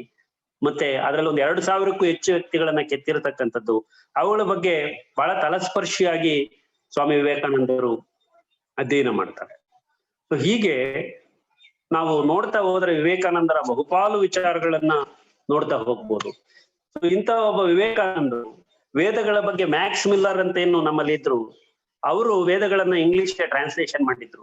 ಆ ಇಂಗ್ಲಿಷ್ ಟ್ರಾನ್ಸ್ಲೇಟೆಡ್ ವರ್ಷನ್ಸ್ನೆಲ್ಲ ಸ್ವಾಮಿ ವಿವೇಕಾನಂದರು ಓದ್ಕೊಳ್ತಾ ಅವುಗಳ ಬಗ್ಗೆ ಮಾತನಾಡ್ತಾ ಬಂದ್ರು. ನಾವೇನ್ ಮಾಡ್ತೀವಿ, ಬಹುಪಾಲು ಜನರು ವೇದ ಉಪನಿಷತ್ತುಗಳು ಹೇಳಿದಾವೆ ಅಂದ್ರೆ ಅದೇನೋ ದೇವ್ರು ಹೇಳ್ಬಿಟ್ಟು ಅವ್ನು ಪ್ರಶ್ನೆ ಮಾಡಂಗಿಲ್ಲ ಅಂತ. ನೋ, ಸ್ವಾಮಿ ವಿವೇಕಾನಂದರು ಹೇಳ್ತಾರೆ ಅವೆಲ್ಲ ನಮ್ಮ ನಿಮ್ಮ ಹಾಗೆ ಸಾಮಾನ್ಯ ಮನುಷ್ಯರು ಬರೆದಂತ ಅನುಭವಗಳೇ ಹೊರತು ಅವುಗಳಲ್ಲಿ ಏನಿದ್ದಾವೆ ಅನ್ನೋದನ್ನ ನಾವು ಓದ್ತೇನೆ, ನಾವು ಅವುಗಳ ಬಗ್ಗೆ ಭ್ರಮಾತ್ಮಕ ಭಾವಗಳನ್ನ ಇಟ್ಕೊಂಡ್ಬಿಟ್ಟು ಬಹುಪಾಲು ನಾವು ತಪ್ಪು ದಾರಿಗಳನ್ನ ಅನುಸರಿಸ್ತಾ ಇದ್ದೇವೆ ಅಂತಕ್ಕಂಥ ಮಾತನ್ನ ಅವರು ಹೇಳ್ತಾರೆ. ಆಮೇಲೆ ಸ್ವಾಮಿ ವಿವೇಕಾನಂದರು ಇನ್ನೊಂದು ಮಾತನ್ನ ಹೇಳ್ತಾರೆ, ಎಲ್ಲಿಯವರೆಗೆ ನನ್ನ ದೇಶದ ಒಂದು ನಾಯಿಯೂ ಕೂಡ ಅನ್ನವಿಲ್ಲದೆ ಇರುತ್ತದೆಯೋ ಅಲ್ಲಿಯವರೆಗೆ ಅದಕ್ಕೆ ಆಹಾರವಿತ್ತು ಪೂಜಿಸುವುದೇ ನನ್ನ ಪಾಲಿಗೆ ಧರ್ಮ, ಉಳಿದದ್ದೆಲ್ಲ ಅಧರ್ಮ ಇಲ್ಲವೇ ಸುಳ್ಳು ಧರ್ಮ ಅಂತ ಹೇಳ್ತಾರೆ. ಧರ್ಮ ಅಂದ್ರೇನು? ಯಾರು ಹಸುವಿನಿಂದ ನರಳಬಾರದು, ಒಂದು ನಾಯಿನೂ ನರಳಬಾರದು, ಅದು ಧರ್ಮ ಅಂತ ಹೇಳ್ತಾರೆ. ಅಷ್ಟೆಲ್ಲ ತಪಸ್ಸಿನ ನಂತರ ಇನ್ನೊಂದ್ ಕಡೆ ಹೇಳ್ತಾರೆ, ನಾನು ಇದೇ ಅತ್ಯುನ್ನತ ಸತ್ಯವೆಂದು ಅರಿತಿದ್ದೇನೆ, ಪ್ರತಿಯೊಬ್ಬನಲ್ಲೂ ದೇವರಿದ್ದಾನೆ, ಅದನ್ನು ಬಿಟ್ಟರೆ ಬೇರೆ ದೇವರಿಲ್ಲ, ಎಲ್ಲ ಜೀವರ ಸೇವೆ ಮಾಡುವವನು ಖಂಡಿತವಾಗಿಯೂ ದೇವರ ಸೇವೆಯನ್ನು ಮಾಡುತ್ತಾನೆ, ಎಲ್ಲರ ಜೀವ ಸೇವನೆ ಮಾಡೋದು. ಈಗ ಮದರ್ ತೆರೇಸಾ ಯಾಕೆ ಕುಷ್ಠರೋಗಿಗಳನ್ನ ಆಯ್ಕೆ ಮಾಡಿಕೊಂಡು ಸೇವೆ ಮಾಡಿದ್ರು? ಕುಷ್ಠರೋಗಿಗಳು ಯಾರು? ಒಂದು ಕಾಲಘಟ್ಟದಲ್ಲಿ ಜರ್ಮನಿನಲ್ಲಿ ಕುಷ್ಠರೋಗ ಬಂದ್ರೆ ಅವ್ನು ಪಾಪ ಮಾಡಿದ್ದಾನೆ ಅನ್ನೋ ಅರ್ಥ ಯುರೋಪ್ ಖಂಡದಲ್ಲಿ. ತಗೊಂಡೋಗಿ ಕೂಡಾಕ್ತಾ ಇದ್ರು ಶೆಡ್ಗಳಲ್ಲಿ, ಆಚೆಯಿಂದ ಊಟ ಹಾಕ್ತಾ ಇದ್ರು, ಅಲ್ಲೇ ಸತ್ತು ಹೋಗ್ತಾ ಇದ್ರು. ಆಮೇಲೆ ಸೈನ್ಸ್ ನಲ್ಲಿ ಇನ್ವೆನ್ಷನ್ಸ್ ಆದ್ಮೇಲೆ ಇಲ್ಲ, ಅದೊಂದು ವೈರಸ್ ನಿಂದ ಆಗುವಂತ ಒಂದು ಕಾಯಿಲೆ, ಅದಕ್ಕೆ ಟ್ರೀಟ್ ಮಾಡಬಹುದು ಅಂತಕ್ಕಂಥದ್ದು ಗೊತ್ತಾದ್ಮೇಲೆ ಬೇರೆ ಬೇರೆ ಬದಲಾವಣೆಗಳಿಗೆ ನಾವು ಬರ್ತಾ ಹೋಗ್ತೀವಿ. ಹಾಗಾಗಿ ಸ್ವಾಮಿ ವಿವೇಕಾನಂದರ ಕೊನೆಗೆ ಹೇಳೋದೇನು, ನೀನು ನಿನ್ನ ಮುಕ್ತಿಯನ್ನೇ ನೋಡಿಕೊಳ್ಳುವೆ ಆದರೆ, ಅಂದ್ರೆ ನಿನ್ ಸುಖಾನ್ ಮಾತ್ರ ಕಾನ್ಸಂಟ್ರೇಟ್ ಮಾಡ್ತೀಯ ಒಬ್ಬ ಮನುಷ್ಯನಾಗಿ ಹುಟ್ಟಿ ಅಂತ ಹೇಳಿದ್ರೆ ನರಕಕ್ಕೆ ಬೀಳುವೆ. ಎಚ್ಚರಿಕೆ, ನೀನೇನಾದರೂ ಅತ್ಯುನ್ನತವಾದದ್ದನ್ನು ಪಡೆಯಬೇಕಾದರೆ ಮೊದಲು ಇತರರ ಮುಕ್ತಿಗಾಗಿ ಪ್ರಯತ್ನಿಸು, ನಿನ್ನ ವೈಯಕ್ತಿಕ ಮುಕ್ತಿ ಆಸೆಯನ್ನು ನಾಶ ಮಾಡಿಬಿಡು, ಇದೇ ಅತಿ ದೊಡ್ಡ ಆಧ್ಯಾತ್ಮಿಕ ಸಾಧನೆ ಅಂತೇಳಿ ಬಹಳ ಮುಖ್ಯವಾದ ಮಾತು ಸ್ವಾಮಿ ವಿವೇಕಾನಂದರದು. ಆಧ್ಯಾತ್ಮ ಅಂದ್ರೆ ಏನಪ್ಪಾ ಅಂತ ಹೇಳಿದ್ರೆ ನಿನ್ನ ವೈಯಕ್ತಿಕ ಮುಕ್ತಿಯ ಆಸೆಯನ್ನ ನಾಶ ಮಾಡಿಬಿಡೋದು, ಎಲ್ಲರ ಒಳಿತಿಗಾಗಿ ಪ್ರಯತ್ನ ಮಾಡೋದು, ಇದೇ ಆಧ್ಯಾತ್ಮ ಸಾಧನೆ ಅಂತೇಳಿ ಸ್ವಾಮಿ ವಿವೇಕಾನಂದರು ಹೇಳ್ತಾರೆ. ಹಾಗಾಗಿ ಇಂಥ ಸ್ವಾಮಿ ವಿವೇಕಾನಂದರು ಎಲ್ಲ ಕಾಲಕ್ಕೂ ನಮಗೆ ಆದರ್ಶವಾಗಿ ಇರ್ತಾರೆ. ಅವರು ಈ ದೇಶದ ಒಂದು ಅಂತಃಶಕ್ತಿಯಾಗಿ, ಅಂತಃಚಕ್ಷು ಅಂತ ಹೇಳ್ತೀವಿ, ಒಳಗಿನ ಕಣ್ಣಾಗಿ ಅವರು ಕೆಲಸ ಮಾಡ್ತಾ ಇದ್ದಾರೆ. ಮತ್ತೆ ಸ್ವಾಮಿ ವಿವೇಕಾನಂದರೇ ಒಂದು ಕಡೆ ಒಂದು ಭಾಷಣದಲ್ಲಿ ಹೇಳಿದ್ದಾರೆ, ಒಂದು ಕಾಲದಲ್ಲಿ ಯಾರು ದನದ ಮಾಂಸವನ್ನ ತಿನ್ನಲ್ವೋ ಅವನು ಹಿಂದೂನೇ ಅಲ್ಲ ಅಂತ ಹೇಳುವಂತ ಒಂದು ಕಾಲಘಟ್ಟ ಇತ್ತು. ಇವತ್ತು ಕಾಲಗಳ ಪಯಣದ ಒಳಗಡೆ ನಾವು ಮುಂದೆ ಬಂದುಬಿಟ್ಟಿದ್ದೇವೆ. ಹಾಗಾಗಿ ಆಹಾರದ ವಿಚಾರಗಳಲ್ಲಿ ನಾವು ರಾಜಕಾರಣವನ್ನ ಮಾಡ್ತಾ ಇದ್ದೀವಿ, ದೇವರುಗಳ ಹೆಸರುಗಳಲ್ಲಿ, ಜಾತಿಗಳ ಹೆಸರುಗಳಲ್ಲಿ ನಾವು ಮಾಡ್ತಾ ಇರತಕ್ಕಂಥ ಈ ರಾಜಕಾರಣಗಳು ಒಂದು ರೀತಿಯ ಅಸಹ್ಯ ಹುಟ್ಟುವ ಮಟ್ಟಕ್ಕೆ ಇವತ್ತು ಬಂದಿದ್ದಾವೆ. ಇವತ್ತು ಬಹಳ ದೊಡ್ಡ ದೊಡ್ಡ ಪ್ರಖ್ಯಾತ ವಿಶ್ವವಿದ್ಯಾಲಯಗಳನ್ನ ಕಟ್ಕೊಂಡಿದ್ದೇವೆ, ವಿದ್ಯಾವಂತರಾಗ್ತಾ ಇದ್ದೇವೆ, ಬುದ್ಧಿವಂತರಾಗ್ತಾ ಇದ್ದೇವೆ, ಟೆಕ್ನಾಲಜಿನಲ್ಲಿ ಮುಂದುವರಿತಾ ಇದ್ದೇವೆ, ಎಲ್ಲ ಸರಿ. ಆದ್ರೆ ಮಾನವೀಯತೆಯ ಮೌಲ್ಯಗಳನ್ನು ಅಳವಡಿಸಿಕೊಳ್ಳೋದ್ರಲ್ಲಿ ನಾವು ಹಿಂದೆ ಸರಿತಾ ಇದ್ದೇವೆ ಅಂತಕ್ಕಂಥದ್ದನ್ನ ಬಹಳ ಮುಖ್ಯವಾಗಿ ಗಮನಿಸಿಕೊಳ್ಳಬೇಕಾಗಿದೆ. ಆ ದೃಷ್ಟಿಯಲ್ಲಿ ಸ್ವಾಮಿ ವಿವೇಕಾನಂದರು ನಮಗೆ ದಾರಿದೀಪವಾಗ್ತಾರೆ. ಮತ್ತೆ ಇನ್ನೇನು ಜನವರಿ 26 ಗಣರಾಜ್ಯವನ್ನ ನಾವೇನು ಪಡ್ಕೊಂಡಿದ್ದೀವಿ, 1956ರಲ್ಲಿ ನಾವೇನು ಡೆಮಾಕ್ರಸಿಗೆ ಎಂಟರ್ ಆದ್ವಿ, ಅದು ಬಹಳ ಮುಖ್ಯವಾದ್ದು. ಸಂವಿಧಾನವನ್ನು ಪಡ್ಕೊಂಡಿದ್ದು ಬ್ರಿಟಿಷರಿಂದ, ರಾಜ ವಸಾಹತುಗಳಿಂದ ಬಿಡಿಸಿಕೊಂಡಿದ್ದು. ಸೊ ಡೆಮಾಕ್ರಸಿಗೆ ಬಂದು ನಾವು 75ಕ್ಕೂ ಹೆಚ್ಚು ವರ್ಷಗಳನ್ನು ಸಾಧಿಸಿದ ನಂತರವೂ ಯಾಕೆ ಇನ್ನೂ ಅನೇಕ ಸಮಸ್ಯೆಗಳಿಂದ ನಾವು ಒದ್ದಾಡ್ತಾ ಇದ್ದೀವಿ? ಇದನ್ನ ಯುವಕರು, ಯುವಜನತೆ, ಯೂತ್ಸ್ ಆಲೋಚನೆ ಮಾಡಬೇಕಾಗಿದೆ. ನೋಡಿ, ಇವತ್ತು ಯಾಕೆ ಕೆಲವು ರಾಷ್ಟ್ರಗಳು ಬಹಳ ಸಮರ್ಥವಾಗಿದ್ದಾವೆ, ಬಲಿಷ್ಠವಾಗಿದ್ದಾವೆ ಅಂತೇಳಿ ನಾವು ನೋಡಿದ್ರೆ, ಇವತ್ತು ಅಮೆರಿಕಾದಲ್ಲಿ ಆಗ್ತಾ ಇರ್ತಕ್ಕಂಥ ಅರಾಜಕತೆಯನ್ನ ನಾವು ನೋಡ್ತಾ ಇದ್ದೀವಿ. ಜಾರ್ಜ್ ವಾಷಿಂಗ್ಟನ್ ಅವರು ಅಮೆರಿಕದ ಮೊದಲ ಅಧ್ಯಕ್ಷರಾದಾಗ ಅಲ್ಲಿನ ಹೋರಾಟ, ಮೊದಲ ಅಧ್ಯಕ್ಷರು 4 ವರ್ಷಗಳ ಅವಧಿಗೆ ಅವರಾಗಿದ್ದು, ಅಲ್ಲಿನ ಜನ, ಅಲ್ಲಿನ ಹೋರಾಟ, ಅಲ್ಲಿನ ಪ್ರಿನ್ಸಿಪಲ್ಸ್ ಅಂತ ಮಹಾ ವ್ಯಕ್ತಿ ನಾನು ಇನ್ನೊಂದು ಟರ್ಮ್ ಮುಂದುವರಿಯೋದಿಲ್ಲ ಅಂತ ಹೇಳ್ತಾನೆ. ಒಂದೇ ಟರ್ಮ್ ಆಗ್ಬೇಕು, ಒಬ್ಬ ಪ್ರಧಾನಿ ಮತ್ತೆ ಆಗಬಾರದು ಅಂತ. ಕೊನೆಗೆ ಜನರ ಒತ್ತಾಯ ಹೋರಾಟದ ಫಲವಾಗಿ 2 ಟರ್ಮ್ ಆಗ್ತಾರೆ ಜಾರ್ಜ್ ವಾಷಿಂಗ್ಟನ್. ಹಾಗಾಗಿ ಅಮೆರಿಕಾದ ಅಧ್ಯಕ್ಷೀಯ ಸ್ಥಾನ 2 ವರ್ಷಗಳಿಗೆ ಸೀಮಿತವಾಗಿ ಅಮೆಂಡ್ ಆಗ್ತದೆ ಕಾನ್ಸ್ಟಿಟ್ಯೂಷನ್ ಅಲ್ಲಿ. ನೋಡಿ, ಇವತ್ತು 2 ಅವಧಿಗಳಿಗೆ ಮುಂದುವರಿಬೇಕು ಅನ್ನೋ ಕಾರಣಕ್ಕೆ ಸೋತಿರ್ತಕ್ಕಂಥ ಒಬ್ಬ ವ್ಯಕ್ತಿ ಏನೆಲ್ಲ ಅರಾಜಕತೆಯನ್ನ, ಅನಾರ್ಕಿಯನ್ನ ಸೃಷ್ಟಿ ಮಾಡ್ತಾನೆ ಅಂತಕ್ಕಂಥದ್ದನ್ನ ನಾವು ಇವತ್ತು ನೋಡ್ತಾ ಇದ್ದೇವೆ. ಹಾಗಾಗಿ ಎಷ್ಟರ ಮಟ್ಟಿಗೆ ನಾವು ಅಂಟಿ ಕೂತು ಬಿಡ್ತೀವಿ ಅಧಿಕಾರಗಳಿಗೆ, ಆಸೆಗಳಿಗೆ, ಆಸ್ತಿಗಳಿಗೆ. ಮನುಷ್ಯನೇ ಪರ್ಮನೆಂಟ್ ಅಲ್ಲ ಇಲ್ಲಿ. ಈಗಿರುವಂತ ಒಂದು ಅವಸ್ಥೆಯ ಒಳಗಡೆ ನಾವು ಮಾನವೀಯತೆಯ ವಿಚಾರಗಳನ್ನ, ವಿಶ್ವಮಾನವ ಸಂದೇಶವನ್ನ, ಯೂನಿವರ್ಸ್ ಒನ್, ಜಗತ್ತಿನಲ್ಲಿ ನಾವು ಶಾಂತಿಯನ್ನ ಕಟ್ಟೋದಕ್ಕೆ ಪ್ರಯತ್ನ ಮಾಡ್ಬೇಕೆ ಹೊರತು ಇನ್ನು ನಾವು ಯುದ್ಧಗಳಿಂದ ಮುಕ್ತರಾಗ್ಲಿಕ್ಕಾಗಿಲ್ಲ. ಯುದ್ಧ ಮುಕ್ತರಾಗುವಂತಹ ಒಂದು ಸ್ಥಿತಿಗೆ ಈ ಜಗತ್ತು ಯಾವತ್ತು ಬರುತ್ತೆ, ಅವತ್ತು ನಾವೆಲ್ಲ ಮನುಷ್ಯರಾಗ್ತೀವಿ. ಅವತ್ತು ನಾವೆಲ್ಲ ವಿ ಆರ್ ಹ್ಯೂಮನ್ಸ್ ಅಥವಾ ಹ್ಯೂಮನ್ ಬೀಯಿಂಗ್ಸ್ ಅಂತ ಹೇಳ್ಕೊಳ್ಳೋದಕ್ಕೆ ನಮ್ಗೇನಾದ್ರೂ ಒಂದು ಸರ್ಟಿಫಿಕೇಟ್ ಸಿಗ್ಬೋದು. ಅಲ್ಲಿವರೆಗೂ ಸ್ವಾಮಿ ವಿವೇಕಾನಂದರು ಹೇಳಿರೋ ಹಾಗೆ ಯುದ್ಧ ಮುಕ್ತವಲ್ಲದೆ ಇರತಕ್ಕಂತ ಈ ಮಾನವೀಯ ಪರಿಸರವನ್ನ ಮನುಷ್ಯರು ಅಂತ ಕಳ್ಕೊಳಕ್ ಆಗಲ್ಲ. ನಾವು ಮನುಷ್ಯರಾಗ್ಲಿಕ್ಕೆ ಪ್ರಯತ್ನವನ್ನ ಮಾಡ್ತಾ ಇದ್ದೇವೆ.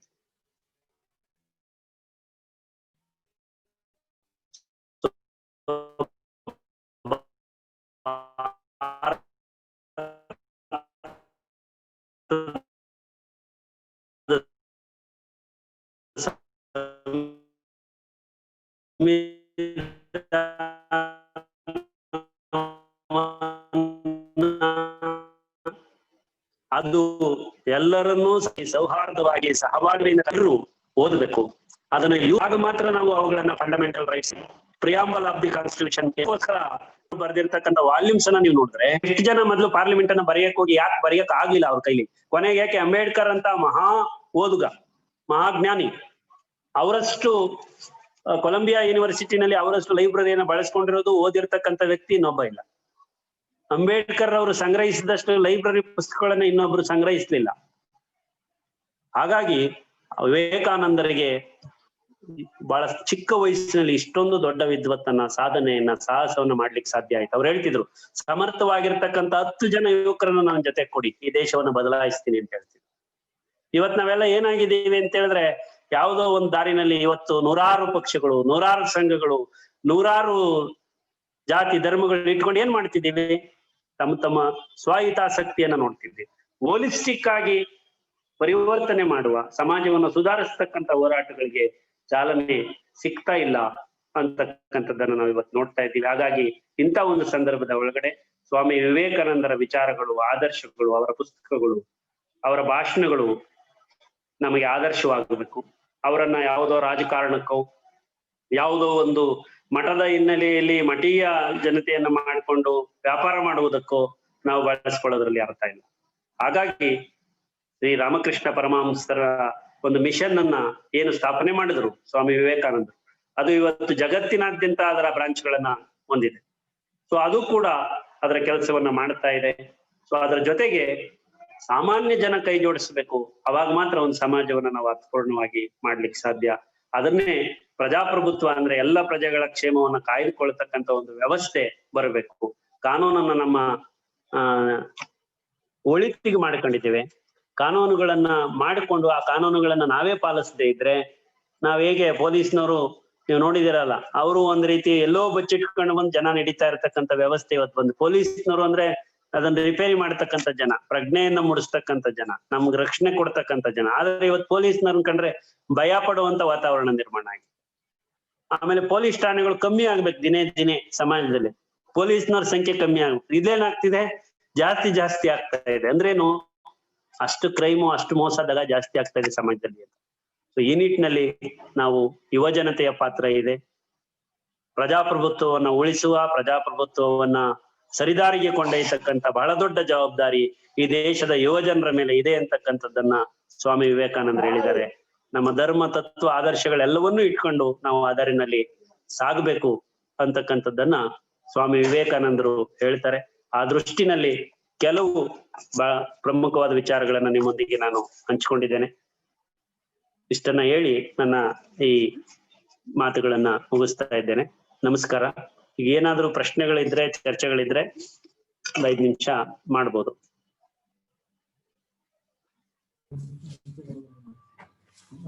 Okay, thank you, sir.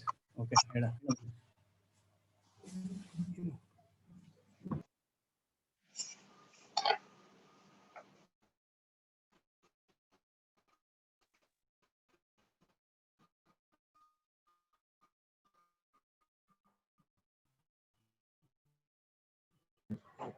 Thank you so much, sir, for your valuable words. Now I request Manoj to give vote of thanks.